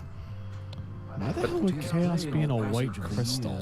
Well, I mean, it wasn't a white crystal. It was a crystal, but the shape of it was like a squared crystal like that. Oh, she's a Seawolf Rogadin? Oh, okay, gotcha. And nothing at all to reform the... Oh, yes, you're getting to the best scene. The part that I died at earlier. Oh. Oh, I think I see why.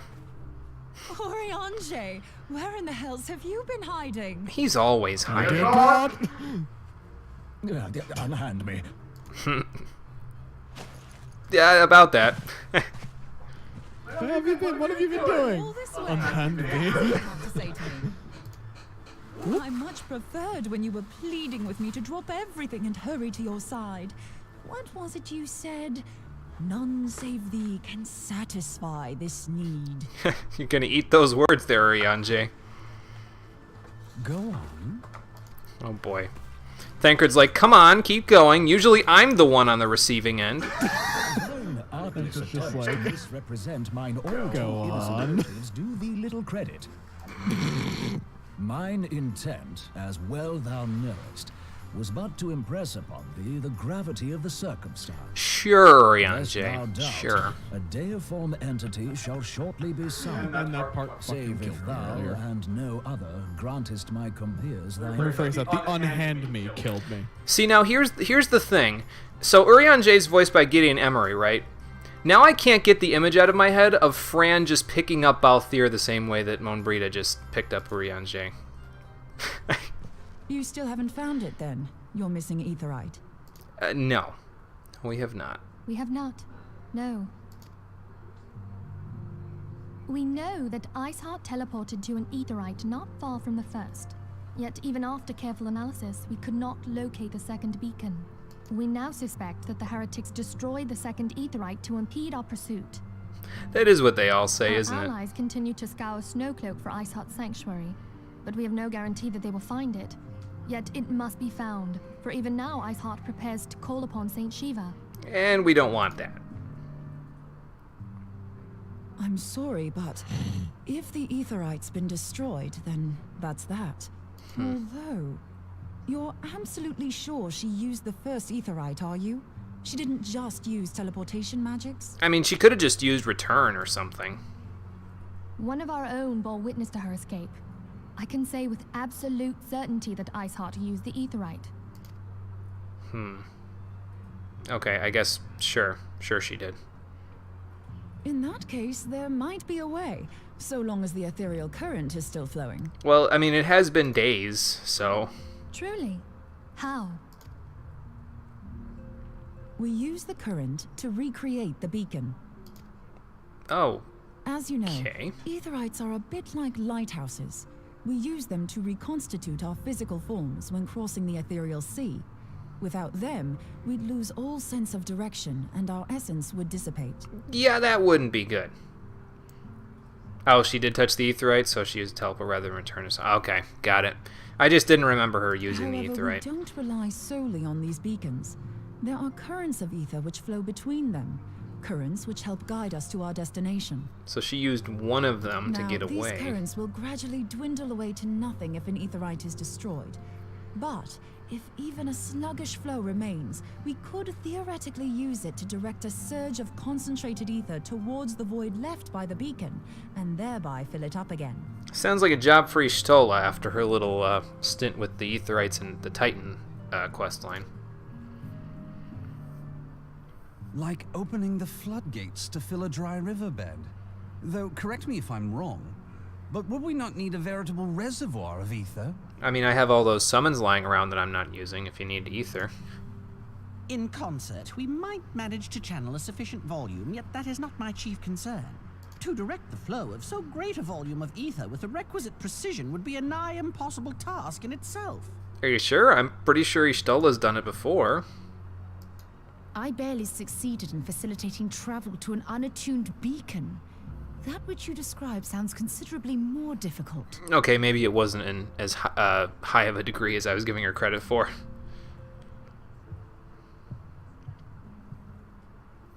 And dangerous. Every person who has attempted to teleport in this fashion has died in the process. They, however, did not have white aura sight at their disposal. Oh, okay.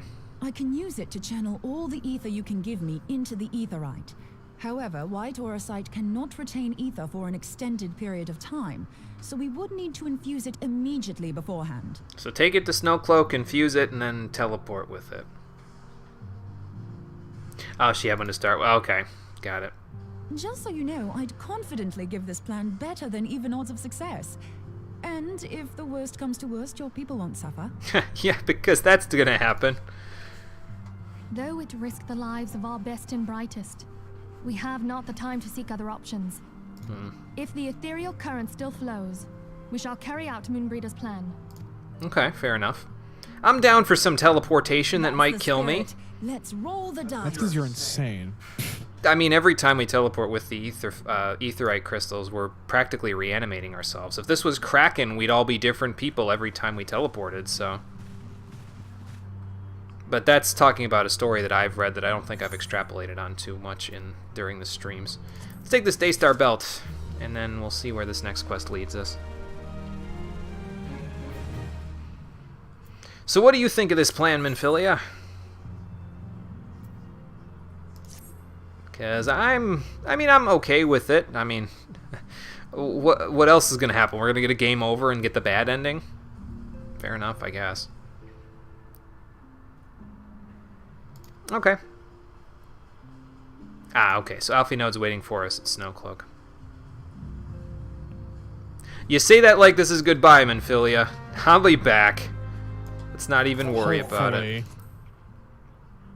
Yeah, kind of like the teleporters in Star Trek. Yes, exactly there, Yugman. That was what the book elaborated on, was that... I don't know if it was just the author, having an axe to grind with Star Trek, or if he was genuinely trying to understand how they could quantumly move their molecules from the surface of a planet back to the ship. But the teleporter, what they said was that it was reanimating the person every time they used it. So potentially, because your molecules were pulled apart and then rearranged every single time you teleport, the guy says, well, aren't they technically a new person every time they teleport? Like, it's not necessarily Captain Kirk, it's just a bunch of molecules thrown together that looks like Captain Kirk. It was like, that's a good question, and not really something I expected out of this book about... the thing is, it's called Kraken. It wasn't even about, like, giant octopi or giant squids. It was about, like, ancient artifacts that had magical tendencies, and they were poking fun at the... It was almost like a satire, really, of like the evil people use these magical artifacts to take over the world kind of crap, because the guy, I don't even remember. I'm gonna have to read Kraken again now, but I remember that it wasn't exactly like a serious tale. It was more used to poke fun at and poke holes in like the theories that they used for all these science fiction and magical artifacts that come up in media all the time. So then it's like, what is a person, and also, are there immortal souls and stuff? Yeah, that's opening a big can of worms. Yeah. It's a question for the philosophers, and unfortunately I am not a philosopher, so I don't think I can answer that very efficiently. But will the plan to teleport to the Aetheryte that Iceheart used work? And what about Shiva? Will we be able to take care of her before she's summoned? Or will she become like all the other primals where we have to make things go a little more physical? Find out on the next episode of Final Fantasy XIV, the Stream Edition. That was a good prophecy there, Cole, because we probably are stopping directly before the Shiva trial. But it's okay, we'll get to it on the next episode. Thank you for watching, everybody. I appreciate you coming out to Twitch and YouTube to check out the stream. Apparently, I'm going to sit on this box. Confucius, can you... Not for nothing, buddy. Your plumage is nice and warm, but the armor's kind of getting in my face. It's a little hard. It's a little hard to breathe in here. So let me finish my thing. Then I'll just say it. I'll see all of you on the next one, which is on Saturday at 4 p.m. Eastern Standard Time. Until then, everybody, take care and have a good night. I might need to like get my. Does anybody know like a good doctor or surgeon? I may need to get this metal plate welded off of my face in a minute here. I'm a little confused, and I'm also running out of air. Pray for me. I don't know if I'll make it to Saturday at this rate.